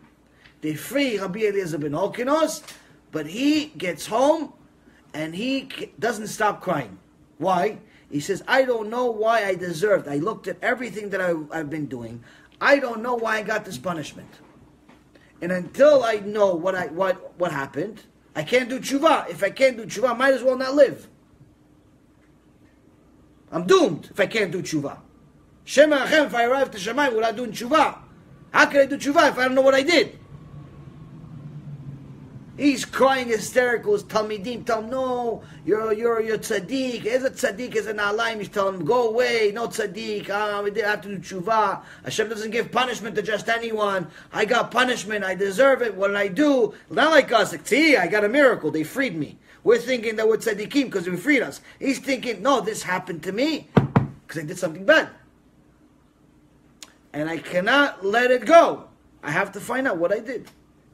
So one of his Talmidim named Rabbi Akiva shows up and he says, Kvod Harav, let me remind you of what you taught me. You taught me one time that maybe it's possible that you enjoyed a chidush, some thought or some words that some heretic told you. Maybe some heretic, some guy that doesn't actually have Yirat Shamayim, some guy that doesn't do what Hashem says. And even worse, maybe he said something and you liked it. Which we learn from the Torah, it's Asur. Rabbi Eliezer ben Horkinos says, oh, Rabbi Akiva, you reminded me. There was a guy. I saw him. And I knew he's a mean, he's a apikos, he's a heretic. He's one of the Talmidim of J.C. Penney, by the way. He's one of the Talmidim of J.C. Penney. And he came to me, and I knew he's one of his Talmidim. So I didn't talk to him. We're not allowed to talk to such people. But he kept talking to me. And he said, you know, Kvod Harav, we have a chidush. What's the chidush? I don't respond to him. But he continues talking. He's annoying. Continues talking. What am I going to do? He's talking. He says, you know, it says in your Torah that if a zonah, a prostitute, she wants to take the money she makes from prostitution and use it to buy a korban, to bring to the Beit HaMikdash. You're not allowed to accept it. Not allowed to accept the money from a zonah. Just like you're not allowed to accept the dog. Not allowed. But if she takes the money and instead of giving a korban to Beit HaMikdash, she wants to buy a bathroom for the Kohen Gadol. Buys a bathroom in the Beit HaMikdash for the Kohen Gadol. Our rabbi said, you know what? She's impure, her actions are impure, and the money went to someplace impure, so it's allowed to do that. You're allowed to accept her money because she's impure, and the money went to something impure, fine. Her acts are disgusting, the money goes to a place that's disgusting. And Rabbi Eliezer ben Horkino says, you know what? I like the idea. I liked it, it was nice. It was like, for a second I enjoyed the idea. And for that, Hashem caught me. He says, you shouldn't have even listened. You should have ran away from the heretic. You shouldn't have even listened. You should have ran away from the heretic. For that, he almost killed me. Now I can do tshuva, Baruch Hashem. People go to different places to hear speeches, and they don't check, they don't know, they don't verify, nothing. They just go. They think the guy has a beard, or the guy has a hat, or the guy says this, the guy says, it sounds good. What do we know? We don't know anything. We're barely doing tshuva. We're barely doing tshuva. How do we know who's real? How do we know who's fake? How do we know these things? So for this, Rabotai, it says in our tefillah every day, we ask Hashem every day. This is why it's important that when you pray to have kavanah. To pray to Hashem to protect us from the Yetzer Hara, milfanenu me'acharenu. To protect us from the Yetzer Hara that's in front of us and that's behind us. For the mitzvot that are in front of us and the mitzvot that we already did. Why? At least the mitzvot that we're trying to do, at least get us in the right direction. I'm going to go learn Torah. Please Hashem, let me at least learn from somebody kosher. I'm going to learn a book, at least make sure that I understand what I'm learning. But it all comes with the basic little small details. It's small little things that we think are insignificant, like waking up in the morning and wash your hands. You think it's insignificant. The reality is, Rabotai, some of the big Machzirei b'tshuva, some of the big rabbis that help people do tshuva. For example, I heard a story directly from Rav Shani, Rav Yosef Shani, and somebody came to him and said, listen, Kvod Rav, I'll take one mitzvah. I'm not doing this whole thing. Just give me one mitzvah and I'll do it. I saw some of the miracles that Hashem made. He showed him all types of things. I believe in Hashem, but I'm not ready to do full tshuva. Give me one mitzvah. One. What do you think it was going to be? Huh? Tefillin. No? Shabbat. No? I think he gave me Netilat Yadayim. No? You probably heard the story. Cheated. So, Chazaku Baruch, why did he give Netilat Yadayim? He told him Netilat Yadayim. Why he told him Netilat Yadayim? Start off the day. Start off the day understanding that Hashem runs the world. Sometimes you see it, and sometimes you don't. Sometimes it's obvious that Hashem runs the world. Why? The truck was heading straight at you, and in the last second it veered left, miraculously, and your life is here. Last second, you're supposed to get hit by a truck, 18-wheeler, supposed to, Shem Yachem, what's going to happen? Last second, all of a sudden, road's clear. It reminds me of a story, actually, I'll tell you guys, I never told this to anybody, at least not in Shulim. This happened to me, it reminds me, apparently if I remember it during the shiur, I have to say it. So one time, I was young, maybe 20 years ago. And I was driving to work. I worked, I think, in Long Island at the time. And driving on the highway, and somehow I got upset at something, or something happened, but somehow I was speeding like excessively, and it was snowing the night before it snowed. So there's still some sleet and stuff on the roads. I lost control of the car. I started spinning uncontrollably. Now in New York, there's no such thing as an empty highway. In New York, there's just cars. There's barely anything else. I start spinning, mamash, in the middle of the highway, thinking that any second, I'm looking for the cars. What's going to hit me first? Spinning like mamash, like do, like in the movies. I'm spinning, do.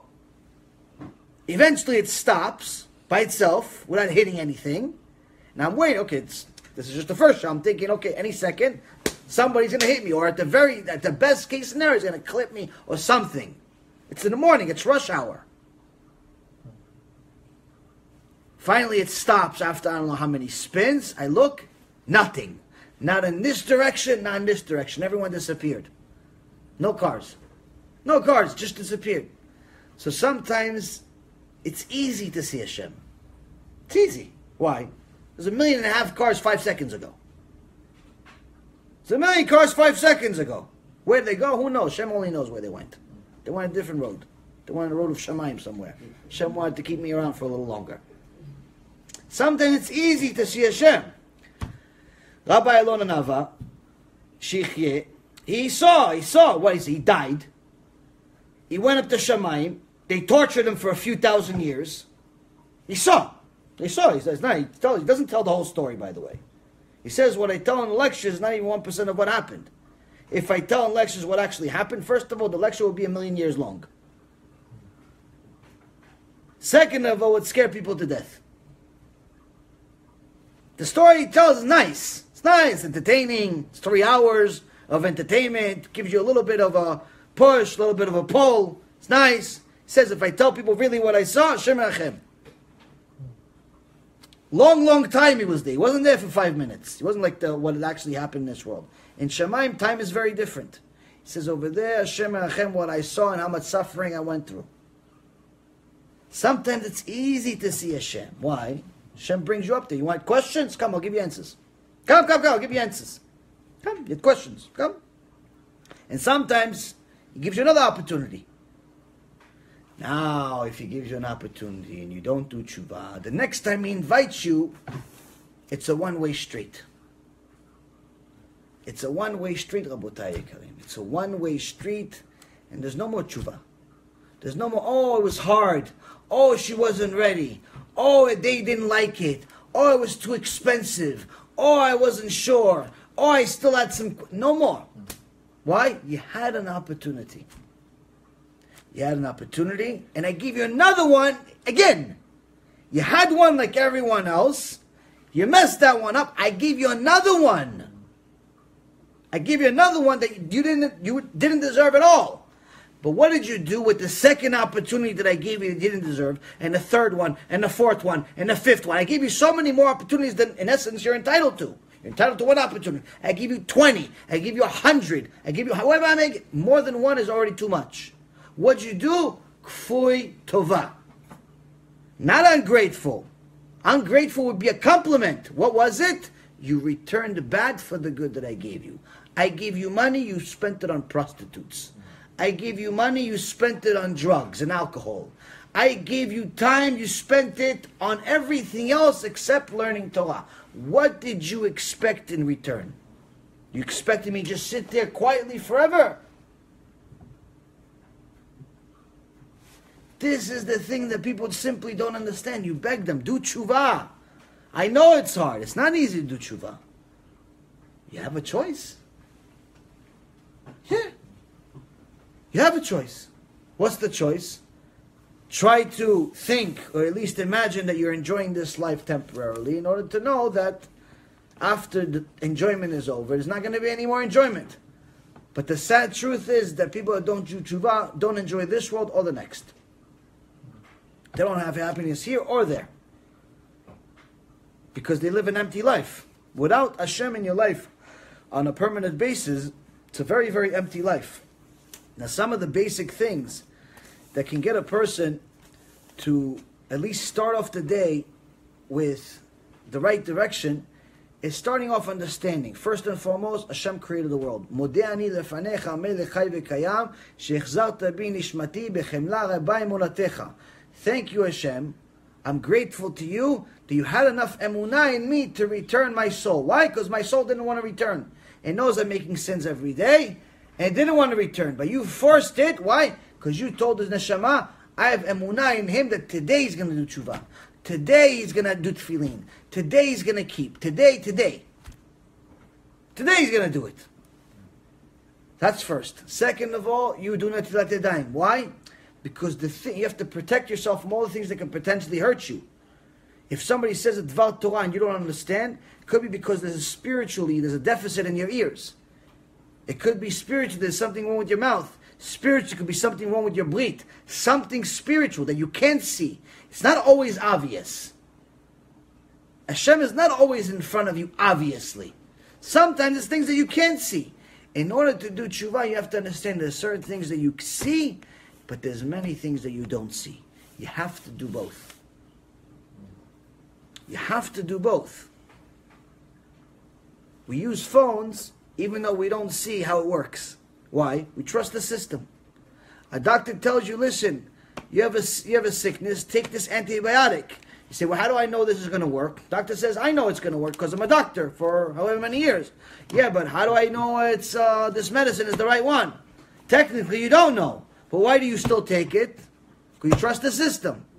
So you trust the doctor, you trust the lawyer, you trust the regulator, you trust the financial advisor, you trust the gas guy, you trust the electrician, you trust everyone else, but we don't trust Hashem. So sometimes Hashem is going to come to you in a very obvious way, like the story I just told you, where the highway was full of cars 1 second and empty a second later. It's obvious. But sometimes it's not so obvious. You should know that either way you have to do it. Don't wait for it. Don't wait for Hashem to make it so obvious, because sometimes the obvious part is not in this world and you don't get a second chance. You don't get a second chance. People ask a lot of questions. Hashem says, okay, let me come over here, I'll give you some answers. I'll give you some answers. And also, when there's different safek, there's different doubts, the answers are always in the books. The answers are always in the books. Don't wait and for your rabbi to say it. Look for it. If you have a question in your mind, look for it. Look for the answer. Don't just wait. There's a lot of interesting things in the Torah that perhaps you're not going to learn in a shiur, or Hashem wants you to work for it. Not just wait for it. Yeah, whenever. You have a question, nobody has an answer, okay, fine. I'll wait one day, maybe one day I'll get it. Sometimes Hashem wants you to work for that answer. That's the whole aspect behind toiling in Torah. It's not supposed to be always easy. It's not always supposed to be spoon-fed to you. So, the critical part is to understand, number one, sometimes you'll see Hashem's hand in your life, sometimes you won't. Number two, just because something doesn't make sense doesn't mean that it's true or it's false. You have to verify. If, for example, you see somebody in a dream, let's say, for example, you see a biblical figure in a dream. You see, I don't know, Avraham. Somebody says he's Avraham. Doesn't mean he's Avraham. See somebody says he's Mashiach. Doesn't mean he's Mashiach. See somebody says he's your father. Doesn't mean he's your father. Doesn't mean anything. How do you know what it means? What is he saying? Is he saying anything that agrees with Torah? If he says things that agrees with Torah, maybe. It's still not 100%. It could be a demon that's called Yehudi. There's different types of demons. Some of them are bad, some of them are good. So he can tell you something that's good. And he tell you, listen, you should go lay tefillin, you should go do this, do that. Fine, no problem. No problem, at least it agrees with the Torah. But sometimes he's going to tell you something against the Torah. That's a guarantee. It's not what he's not representing what he really is. We don't learn halachot from dreams anyway. But for all of those people that have these confusing experiences, visions, dreams, nightmares, whatever you're having in your life, it's confusing you, it's causing you this, you should know this is your fault. You made sins, you created them, they're coming back at you. Simple as it gets. You do tshuva, they'll disappear, you'll kill them. But without tshuva, no, it'll continue. You'll continue having one question, and then another question, and then another question. Before you know it, you're going to have only questions, no answers. All you're going to have is questions. You're not going to have any answers. Why? You're not going to care about the answers anymore. That's why sometimes I deal with people that They say, no, listen, I used to be religious, but I'm not religious anymore. Why? Listen, there's some questions. Oh, what's the questions? What questions do you have? And he asks the question. Give me another question. So you don't know the answers, right? I'm like, no, I didn't say I don't know the answer. I just want to know all your questions. I want to know all your questions. And I see, okay, so he starts asking questions, and I see there's 10 questions. They're all the same exact question in different ways. It's the same exact question, just in 10 different ways. All he has is questions. But he never searched for the answer. He searched for the answer 5 seconds. He didn't find an answer. So he just asked the same question 10 different ways. All you have is questions. But you never looked. You didn't look for the answer as much as you looked for different ways to ask the same question. Why? The koach hatumah took control. The impurity took control, and you decided it's false. I have to find a way to justify that it's false. I have to find a way to justify that I can continue living the life that I'm living full of sin. A life without laying tefillin, a life without keeping Shabbat, a life with being intermarried, a life without eating kosher, a life with stealing, a life with lying, a life with all the things that are against Hashem. But they're convinced that what they're doing is right. Just like Esav. Just like we started the shiur, Esav shows up to Gan Eden and he doesn't want to leave. Hashem says, you must leave, you're Rasha. He says, what Rasha? Who's as good as me? Why? Why does Esav even think that he can say such an argument? Who's as good as me? Because he had one mitzvah. He was good at that mitzvah. But he said, I'm so good at this one mitzvah, I don't have to do anything else. Hashem says there's no such thing. It's either everything or nothing. It's either you're 100% with Hashem or you're 100% against Him. You can't just decide, I'm going to keep these mitzvot but not these. You can't actively decide to go against Hashem. What is it like if I have a barrel of wine? Wine that's 100 years old. Mamash, one of those expensive wines. A whole barrel of it. It's worth thousands and thousands of dollars. Now, how much poison do I have to put in the barrel in order to make the whole barrel of wine bad? How much poison do I need to put in it? Just one drop. Meaning, the whole barrel could be worth $100, $200, $300,000 if it's a certain type of wine. The whole barrel of wine becomes garbage, becomes poison with one drop. The same thing with our neshama. If someone actively decides to add one drop of poison to themselves, this is a sin I'm okay with. Whatever that sin is. They decide, oh, you know what, intermarried, I'm not ready. Oh, kosher, I'm not ready. Tefillin, I'm not ready. Shabbat, whatever the sin is. Doesn't matter what it is, big or small. Whatever the sin is, when they decide actively, this I'm not doing. It's not that they don't know and they're continuing to sin. If you don't know, eventually, B'ezrat Hashem, you'll get there. But it's someone that knows but decides to continue. I know I'm supposed to be modest, but I don't feel like it. I'll keep Shabbat instead. One thing has nothing with the other. I know I have to eat kosher, but I don't feel like it. I like vegan food, and I'm only eating vegetables. And you rationalize in your head of why eating vegetables in non-kosher places is okay. And you'll even find sources on the internet that tell you it's okay.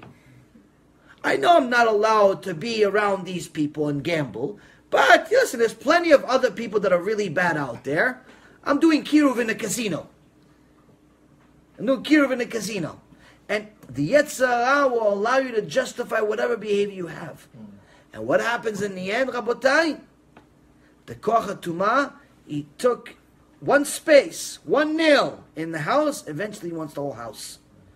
So even that one mitzvah you were holding on to, Shabbat, Kashrut, Taharat Mishpacha, whatever it was, even that he wants. In the end, he even takes that. It starts off with one mitzvah, you actively decide this isn't something I'm not going to do. I'm a married woman, I'm not going to cover my head. I'm going to do everything else. I'm going to be modest with my clothes. I'm going to be modest with my what's coming out of my mouth. I'm going to keep Shabbat. I'm going to cook kosher. I'm going to pray. I'm going to read Tehillim. But I'm not going to cover my head. But you have to. It's a biblical obligation. It's not even rabbinical. It's a biblical obligation. Yeah, I'm just not going to do it.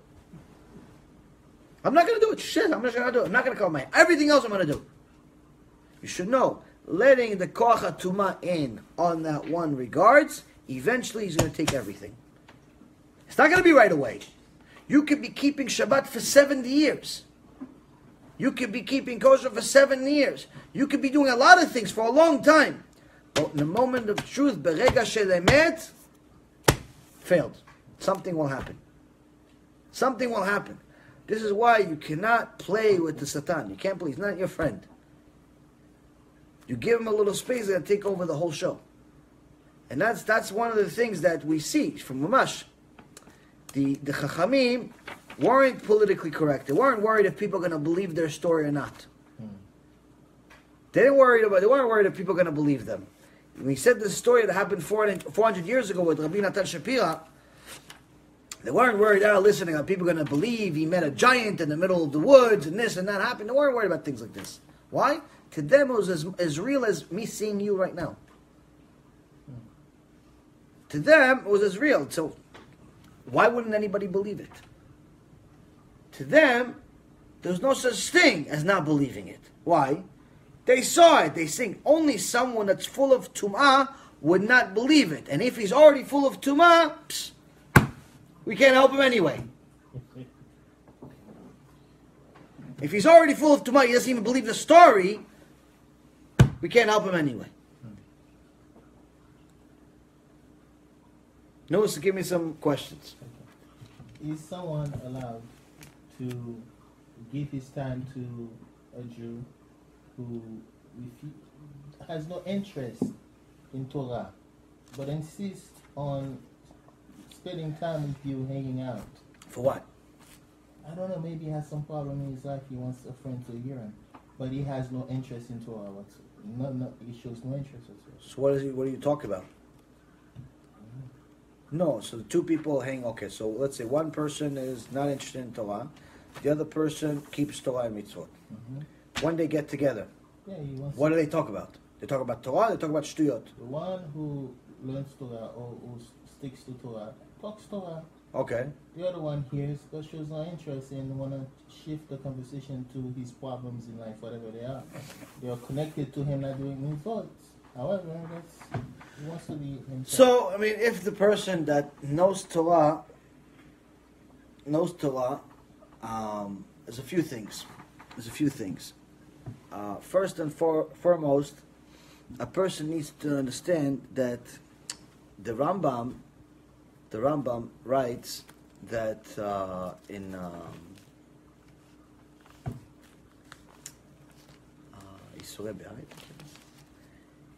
he writes that when someone is lives in a community full of reshaim, then he should move. Now, if there's no other community with righteous people, he should move to the desert. But the desert is dangerous. Scorpions, snakes. Shem Arachem. Did he really mean go move to the desert? No. So, one of the Chachamim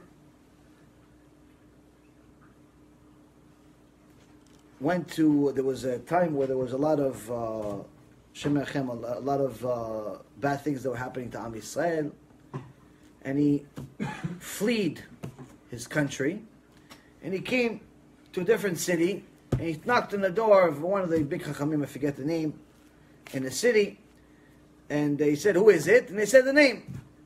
It's a very well-known rabbi. He said, "Okay, 1 second." It took them a half hour to open the door. Half hour. So after he hears that they're inside and they're opening the door, but it's taking a very long time to open the door. Finally, they open the door.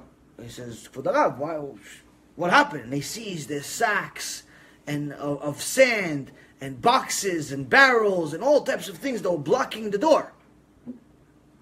He says, "For the Rav, what is all this?" He says, "It's in the Torah. It's in the Shulchan Aruch, the Rambam." He goes, "What? Sorry, I don't remember this law." He says, the Rambam says, if your surroundings are wicked people, go to the desert. What does it mean, go to the desert? Remove yourselves from them. So now, we can't just move to the desert. It's dangerous over there. How do we remove ourselves from there? Before we leave the house, we put enough hurdles in front of the door. We'll where we have to really consider, is it really worth it to leave the house? Now, 1 second is not enough time to consider. 1 minute is not enough time to consider. So we put enough things in front of the door. It takes a half hour to open the door. By the time I get to the door, I think, you know what? Is it really worth it to leave this house? Everyone is immodest. Everyone's wicked. Everyone is gambling. Everyone's a thief. Everyone is this. By the time I get to the door, 9 out of 10 times it's not worth to leave. So I put the stuff back. I put the stuff back. That's how you move to the desert. So, what do we learn from this? I heard this from Rav Nisim again, alav shalom. He says it's important to do kiruv, to mekarev, to bring closer. But it's important. It's obligated to do kiruv. But it's not allowed to go there. Chashuv, lekarev, אבל לא להתקרב. It's important to bring closer, but not to get closer. Important to get closer, to bring them closer, but not to get closer. Meaning, you have to bring them to you, not you go to them. You can't go to the nightclub to do kiruv. You can't go to the football game to do kiruv. You can't go to the gym that's immodest and has half-naked women and do kiruv over there. You can't do kiruv at such places. So this answers your question, where it means that if the person that knows Torah is able to say divrei Torah, and the guy is listening, whether he's interested or not is irrelevant. You're saying divrei Torah, he's listening to it, and you have to tolerate him saying let's say, for every 5 minutes of Torah that you say, he says, let's say, a minute or two of nonsense, whatever he's saying, and in essence, you respond with another Dvar Torah. He asks a nonsense question, and you respond to him with a Dvar Torah, meaning you have to have a lot of knowledge. He's asking questions about his life, and you say, oh yeah, this happened, in the Torah here and here. If you're able to do that, go.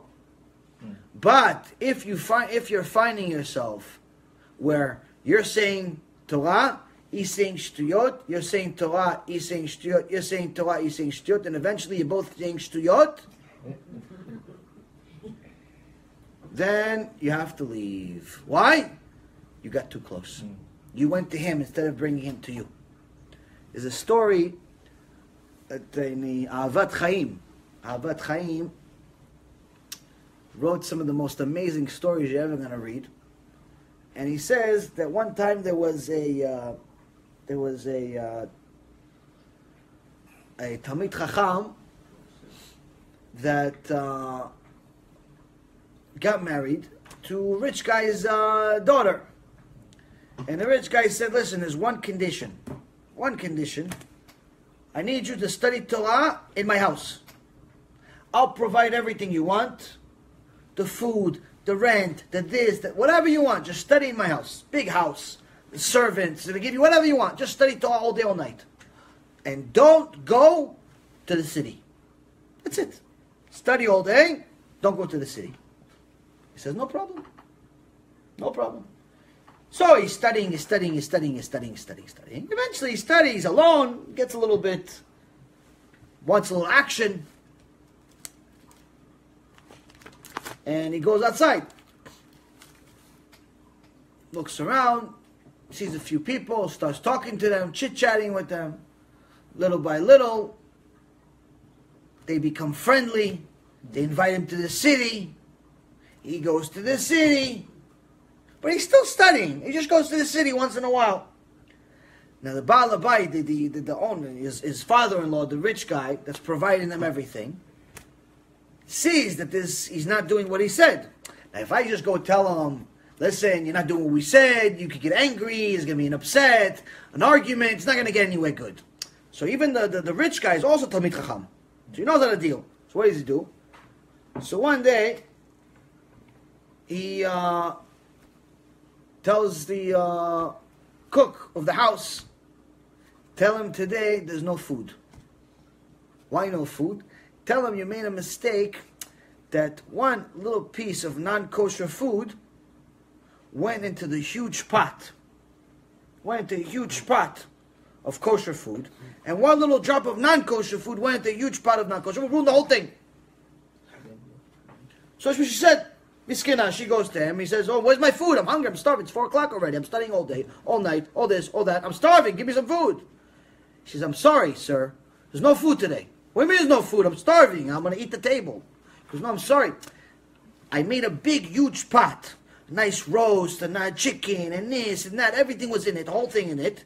But I dropped a little piece, tiny little piece of non-kosher food in it. A tiny little drop of non-kosher. I put in it, so I had to throw out the whole thing." Because, "Oh, you fool. That's why you're in the kitchen, not over here learning Torah. You should ask me these questions. Is a bitul b'shishim if the little bit of non-kosher is less than a 60th of the amount of kosher, you're allowed to eat it." Meaning if there's 60 times more kosher than non-kosher, you're allowed to eat it. And you're saying a pot was this big and the drop was this small. Of course it's more than 60 times. You're allowed to. You shouldn't have thrown the whole thing out. "Oh, I'm sorry, sir. Next time." Next time. Not have to starve the whole day. Okay, Skina, she's playing along.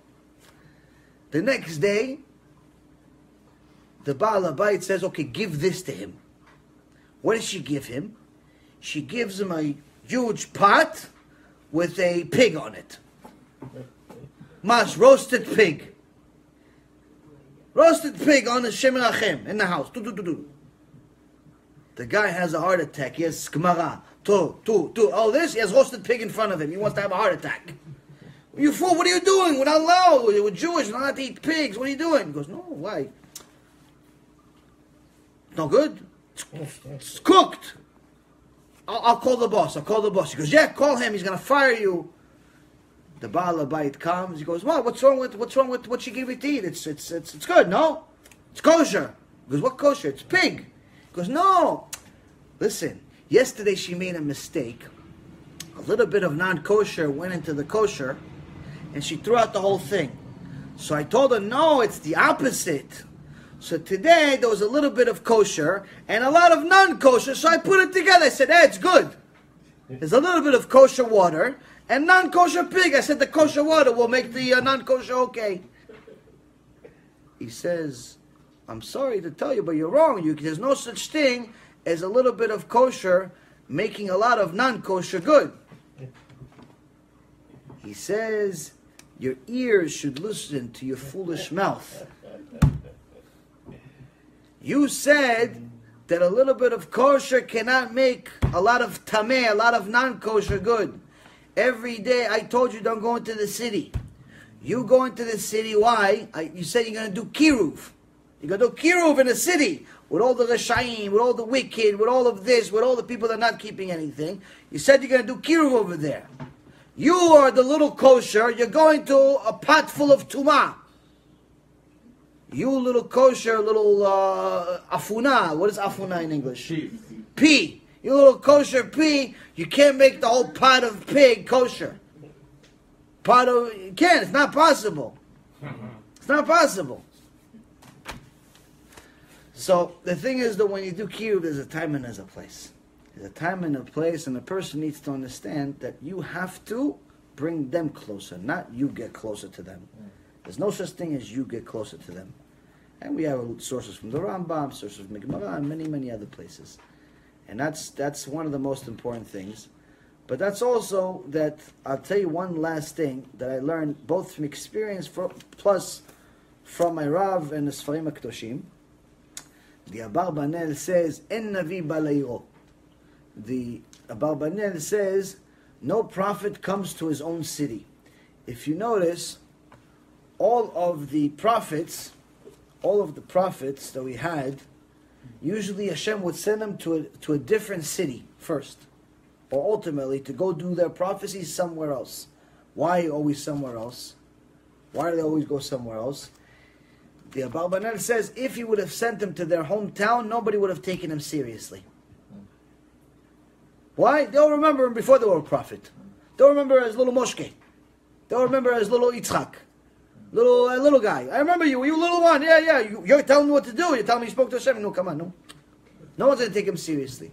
That's also the reason why you're going to see many times throughout life in general you're always going to see that, for example, every keilah, when they bring a chazan for the holidays, the chazan is always from somewhere far. But the people from his own community are going to invite him. But you're going to invite him here. And the same thing with your chazan. The guy that knows how to be a chazan where you are, no one wants him in town. Everyone from somewhere else wants him. The rabbi is always famous somewhere else. He's never famous in his own city. No one wants to listen to him in his local community. In his local keilah, no, everyone walks out. He wants to give a speech, 80% of the people leave. Why are they leaving? Why? He's not saying Divrei Torah? No, he says Divrei Torah, not for us. But for them it's better. For people in Canada it's better. In California it's better. Everywhere else it's better except here. Why? En Navi Badairo. Prophet does not come to his own city. Everyone always does not want to accept what's close. They want to get something that's far away. So that's another lesson learned, that generally when you're doing Kiruv, it's much, much better you do things that are further from home. Don't make your number one project the people inside your house. It's the hardest one. I'm not saying don't do Kiruv at home. I'm just saying it's the most difficult.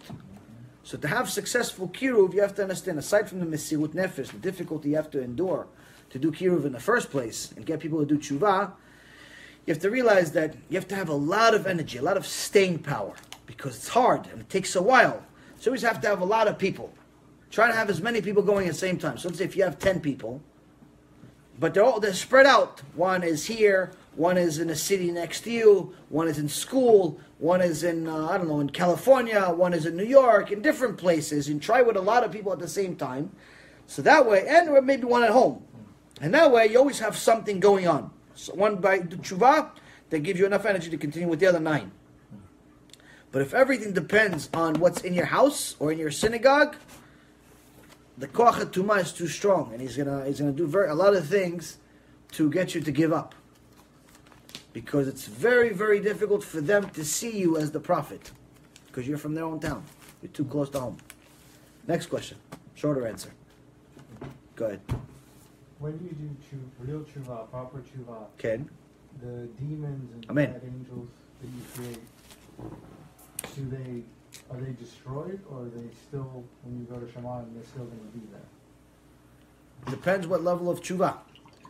If the Rambam says what's the ultimate tshuva, the ultimate tshuva is when someone is presented with the same opportunity to sin again and he doesn't sin. And somebody's, let's say for example, used to look at women that he's not allowed to look at. Hashem will give him another test. So he's going to put women in front of him. If he doesn't look, then he passed the test, but on a regular basis, not just one time. And sometimes he'll have small tests, sometimes big tests, and so on and so forth. So when a person does serious tshuva, he not only destroys those demons, but it can get even to such a point where all of his sins turn into mitzvot. When the tshuva is purely out of fear of punishment, where you're doing tshuva because you don't want to go to Gehinnom, then your sins turn into shogeg. They turn into like accidents. You didn't do it on purpose. But when somebody does tshuva out of love, meaning the ultimate tshuva, that you have, obviously it's always going to be a balance. It's never going to be 100% ahava, 100% tshuva from love, and 100% from fear. Usually there's a mix of the two. If there's more love, genuine love, than pure fear, then you could literally turn some of these sins into mitzvot. Instead of them staying sins but not intentional sins, they actually turn into mitzvot. So some of these demons could literally turn into angels that help you instead of hurt you. So tshuva is something that a person needs to do every single day for everything they've ever done. And whatever is on your mind, that's something that you have to do tshuva for. Sometimes you're going to have a certain sin on your mind, and you're going to say, I'm sorry, 1,000,000 times. You still feel it, though. You say, I'm sorry again 1,000,000 times. Still feel it. Say, I'm sorry 1,000,000 times. Still feel it. What does it mean? Still not finished. You still haven't done enough tshuva. Yeah, but I did it 1,000,000 times already. It's not enough. That's the answer. It's not enough. If your neshama is still suffering, that means it's not enough. But it's better you suffer saying I'm sorry here than suffer up there, because there's no more I'm sorry. So it's important to do tshuva. Tshuva is very different than what people tell you it is. You know, as far as like a, listen, as long as you keep a few mitzvot, everything's going to be okay. Or I heard somebody say yesterday, some clip, it's a big rabbi, he's actually a relatively decent rabbi overall, but I guess he just doesn't know the subject, maybe, I don't know what he misspoke. And he said, no, listen, you know, it's this world, Hashem created it where there's consequences. You do something wrong, there's consequences for those actions here in this world. But no, he doesn't want to punish you. Yes, technically that's right. He doesn't necessarily want to punish you, but the consequences are not just this world. There's another world. There's a much bigger world than this. So whatever. I mean, he said a few other things I don't need to necessarily mention, but the point I'm trying to say is that tshuva is a very, very serious thing. It's something that if you do it proactively every day, you could succeed. But if it's just something you think you're going to do one time and then you're finished, guaranteed failure. That's what Esav thought. Esav thought that if I have just one good thing, I'm the best in the world at kibud avayim. I'm the best in the world at honoring my parents. When I go see my parents, I'm wearing a suit of gold. When my father wants something to eat, I'm hiring all the chefs in the world to make the best food in the world. When my parents ask for anything, I'm giving it to them without asking second questions. He wanted to kill Yaakov. Why didn't he kill him? He didn't want his father to feel sorry. Not because he didn't want to kill him. He just didn't want Yaakov Yitzchak to feel sorry for it. Meaning, everything he did was for kibud avayim. But in reality, that's not enough. You can't just pick one mitzvah, that's it. And the rest of them are going to continue. Tshuva is something that you do actively every day. When you do it actively every day, Hashem is going to keep bringing things in front of you. You see this? You feel it? You have a feeling in your heart that, you know what? I have to work on this. If you follow what your heart is telling you and you work on it, you're going in the right direction. If you ignore it like it's just in my head, and you make excuses for yourself, you could fall. You're giving, every time you fall, you're giving more strength to the impurity. Every time you give more strength to the impurity, it's more difficult to do tshuva. Every time it's more difficult to do tshuva, you make more sins. Every time you make more sins, it's continuously fueling the fire that's against you. So all of this stuff that you don't see anything I've just said to you. It's real. You feel it though, sometimes. You have to do it. It's not easy, but it's possible. That's why Hashem gives you different feelings. So Hashem gives you different things that you things. But again, whether you see it or not, you still have to do it. Next question. Yeah. I just thought that when we wake up in the morning, we have to do it like that. Mm-hmm. Because if we don't do it, and then we touch certain parts of our body, Yep. and then we, in a way, we getting degraded spiritually. Ken. Those things we lose. Is there a way to reverse that? Let's say someone had been doing this for a while, did not realize that, and then now learn. Is there a way to reverse it? I mean, Yeah, learn a lot of Torah. Each time you learn more Torah, you're purifying your soul. Each time you learn more Torah, you're removing parts of the klipa that's on top of your neshama. Klipa is like a shell. Each time that you're learning more Torah, you're breaking off things that are barriers for you to learn more. And it's helping you not only purify yourself, but it's also helping you create an opening to learn more. But the key to everything is learning Torah. Some people are going to tell you, go to the mikveh, which you should if once a person has a kosher mikveh, and people are not just walking around there naked like as if they're in Gan Eden, and there's a kosher mikveh, then you can go to the mikveh. But the mikveh by itself is not going to do much for you. No, I'm telling you this because this is a reality. Today, people think that just because it's a mikveh, you can just walk around naked, because you're all the same sex, and you can just walk around naked. This is 100% asur. This is 100% asur. This is 100% not allowed. The Sefer Hasidim says such people are ksilim. Ksilim means the stupidest people available. People just walk around naked, thinking, I'm in a mikveh. I'm in the mikveh, so what? He's a guy, I'm a guy, I can walk around. 100% asur. How much, or what level is it asur? It's asur for even a son to see his own father naked. If it's asur for a son to see his own father naked, don't you realize it's asur to see another guy naked? But people go in the mikveh and they walk around like they're getting in Gan Eden. They're even, the other guy is Adadam. You're not allowed to go to places like this. Oh, sometimes you see people, you get the point. I don't need to give you more description of this. Ta'avat Hashem.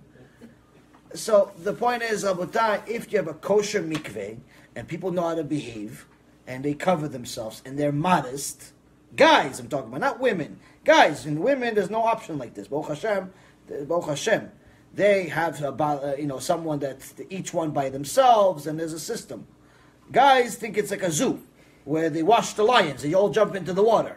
It's not like that. You're supposed to be, each person has to cover themselves everywhere. You shouldn't leave the shower without a towel on. You shouldn't remove the towel until you're mamash right in the mikveh. Always have your back to everyone else. There's a way to be, the tarbut. Is a behavior of how to be a modest man. You're not allowed to walk around naked even in your own house. In your own house, there's no one else. There's no one there. You're not allowed to just walk around naked. Not allowed. No, there's no such thing. You're not allowed to just walk around. You're not waiting. You're one of the Greek gods. You're just walking around with your fat belly and what for the walls to see. You're not allowed to behave like this. I don't know who thinks that this is allowed. In a secular world, this is not even a conversation. I'm talking about religious world. In a religious world, people think it's okay to just walk around like you just came out of Gan Eden. Not allowed. You have to be modest as a man. You have to be modest when you're home. You have to be modest in the bathroom. You have to be modest in the streets. You have to be modest with your clothes. All these guys that wear this extra tight clothes, I keep telling you guys for 2-3 years already. You're not allowed to wear this extra tight clothes as a man. Women, obviously, it's of course not allowed, but men are not allowed to wear this extra tight clothes. You're not allowed to show your figure to such an extent where everyone knows what you look like, even as a man. You have to be modest with your speech. You can't just talk like you just came out of a gas station. You're a truck driver. You're one of these guys that just came, you can't. You have to understand. Each one of these things, it's not because it's my rules. Each one of these things is destroying all of your kedusha. You could go learn Torah for 5 hours. You say one curse, everything is destroyed. To such an extent, the Sfarim HaKadoshim say, a person that has a decree from Shamayim on Rosh Hashanah, they decide we're going to give him 70 years of good. 70 years of good we're going to give this tzaddik. He says F you to somebody. He says the F word. Big deal. Everybody says the F word in New York. In the business world I'm talking about. In the business world, I was in the business world. If you didn't say the F word, it's like maybe you're like from the government. Maybe you're a spy. Maybe you're a spy. Why don't you curse? What's wrong with you if you don't curse? People think it's okay. The Gemara says, someone that curses, even if they decreed 70 years of good, 70 years, loses everything. To such an extent, they can turn the 70 years of good into 70 years of bad. For what? One curse. One curse. One. Now I'm not talking about the whole day you cursed. You went into a cursing campaign. You started making a website for cursing. No, one curse. You said your wife upset you. Your wife upset you. You lost your mind for a second. All of these things, why? They give the tumah too much power. You're fueling the enemy. You walk around naked and immodest as a guy. You're giving all of the kedusha that you're supposed to get from the mikveh, all of the kedusha, you just gave all that power to the koach hatumah. Everything you just did that was supposed to purify you, everything just went into the bank account of the Satan himself. Everything. So, it's not so simple. It's not so simple. You can just do whatever you want, and Hashem he's like a beggar. I'll take whatever you give him. He's not a beggar. It has to be done a certain time, a certain place. Has to be done a certain time, certain place. So you go to mikveh, it has to be a kosher mikveh. There's no kosher mikveh, don't go. Don't go. Simple. Don't go. First of all, you're a man. You're not obligated to. But if you can go, you should. If it's a kosher mikveh. Go to a kosher mikveh. That helps you clean yourself as far as spiritually is concerned. But even more than a mikveh, your eyes. You have to watch your eyes. Why? You don't watch your eyes, no mikveh in the world is going to help you. If you go to a mikveh, you sleep in the mikveh, but all day you're looking at girls, sleep inside the mikveh, it's not going to help you. Sleep inside the mikveh, it's not going to help you. Why? It's like what happens. Like a woman says, no, listen, I'm nida, and now finally I had the 7 clean days, everything is good, I'm going to mikveh. Okay, I'll see you in a little bit. No, what are you doing? I'm taking our dog with us. Why are you taking the dog? You can't take the dog to the mikveh. No, dip with me the dog. I'll put the dog with me in the mikveh. It's not allowed to dip the dog in the mikveh. No, why? It's a cute dog. He's only small. He's a Chihuahua. A Chihuahua. He's going to come with me in the mikveh. You know, some women like their dog so much they want to dip. They want to do everything with the dog. In the mikveh, in the bed, in the inheritance, the will. There's a woman in New York gave inheritance $25 million to a little Chihuahua. If I was responsible for the will, you know what I would do? First thing I would do, kill the dog. Okay, what do you do now? What is he going to... Oh, the dog wrote another will. Oh, he wrote another will, give the rest $25 million to me. He wrote a will. If he's smart enough to get $25 million, he's smart enough to write another will. He wrote a will, give me $25 million back. Well, who's going to prove me wrong? Well, he didn't say it. This is stupidity of people. So this is, you have to understand. Reality is, someone that thinks that they can make sins all day but go dip in the mikveh, it's going to help them. It's not going to help them at all. It's like dipping in a mikveh with a pig. Dipping in a mikveh with the dog. It's the same thing. It's not going to help you. But if you're clean outside of the mikveh, then the mikveh can help you inside. You watch your eyes, you watch your speech, you even watch your ears. You watch what you're listening to. You have a guy in your office, doesn't stop cursing. Either say something or move. Go somewhere else. You're not even allowed to hear this stuff. You have a person in your office, all they know how to talk about is Lashon Hara. They don't know how to talk about anything else. All they want to talk about is Lashon Hara. Lashon Hara about this one, Lashon Hara about that one, Lashon Hara about this one, Lashon Hara about that one. Move. I'm busy, I'm sorry, I'll talk to you in a little bit. Don't ever come back. I'll talk to you, what are you saying? Yeah, you know what? That's good stuff. That's good Lashon Hara. I'll be right back. You come back the next day. Oh, you were in the middle of the story. What'd you say? Oh, you know what? 1 second. My mom's calling me. Wait, your phone's right here. No, it's up here. Run away. Why? Your ears. Your ears are going to become tameh. All of these things purify you much more than just a mikveh. But if you do all of those things, you learn Torah to make sure that your eyes see good things. You learn Torah and make sure that you follow it. And therefore you don't look at other things that you don't belong. As a guy or as a girl. You watch your ears, you watch your lips, you watch where your hands go. You make sure that your hands are not going where they don't belong. There's a lot of places that people put their hands where they don't belong. And I don't necessarily just mean, by the way, in other people's money, in other people's property, in other people's bodies. I don't just mean that. That's kal vachomer. I also mean on yourself too. People touch themselves all day and they don't realize that it's not allowed to just touch yourself wherever you want to touch yourself. It's not allowed. A lot of people I see in Knesset, they keep picking their nose and their ears and every hole they have in their body. No, you think I'm joking. I'm telling you guys because no one else is telling you. I'm telling you because no one else is telling you. It's not, we think I want to do shiur Torah about this. I'm telling you because no one else is going to tell you. You have to understand. You're not allowed to pray after you pick your nose. You're not allowed. You have to go do Netilat Yadayim. You're not allowed to pray if you pick your ears. You're not allowed to pray if you put your hand anywhere, you put your hand, anywhere that's supposed to be covered, anywhere that generates sweat.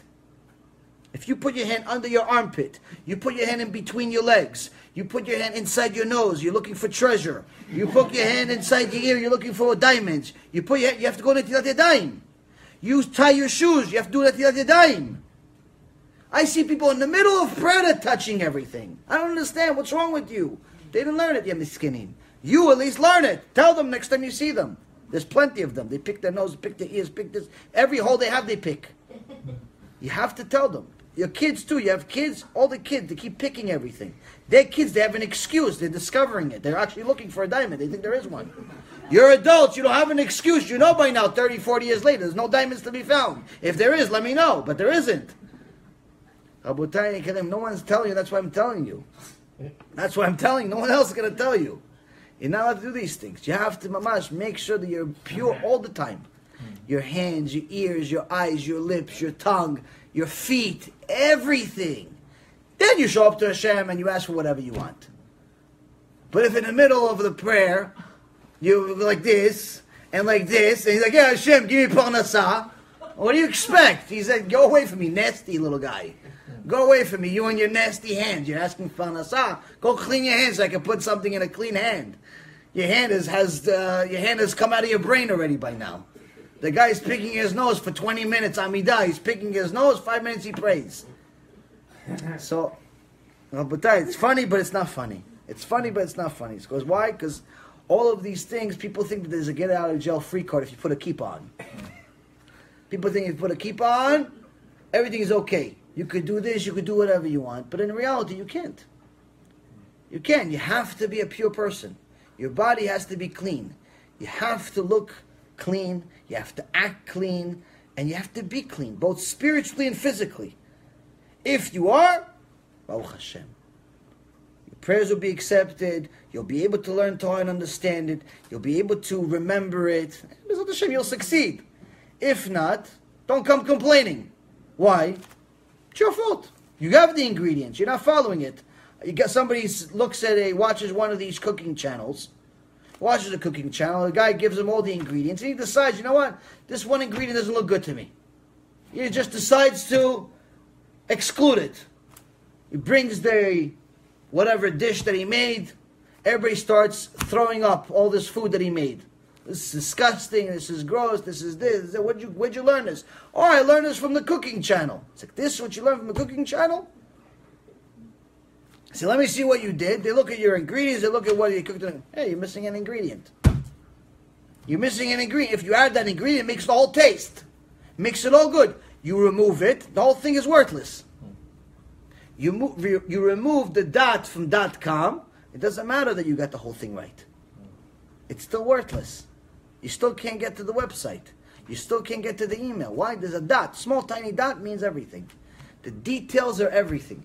You start off your day with Kedusha, you say Modeh Ani, you wash your hands, you say Shema Yisrael, you put on Tefillin, you say thank you to Hashem, and then you go back to the mundane of selling cars and selling houses and selling this and selling that, everything but selling yourself. Do whatever you got to do, Bezat Hashem, you're going to succeed.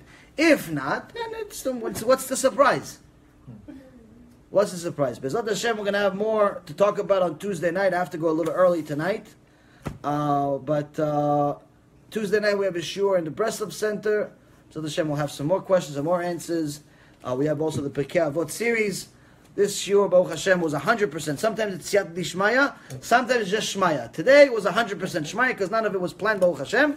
So apparently Hashem wanted me to teach something that's completely out of the norm of what I usually teach, but apparently that's what we all needed to hear. Baruch Adonai Le'olam. Amen ve'amen.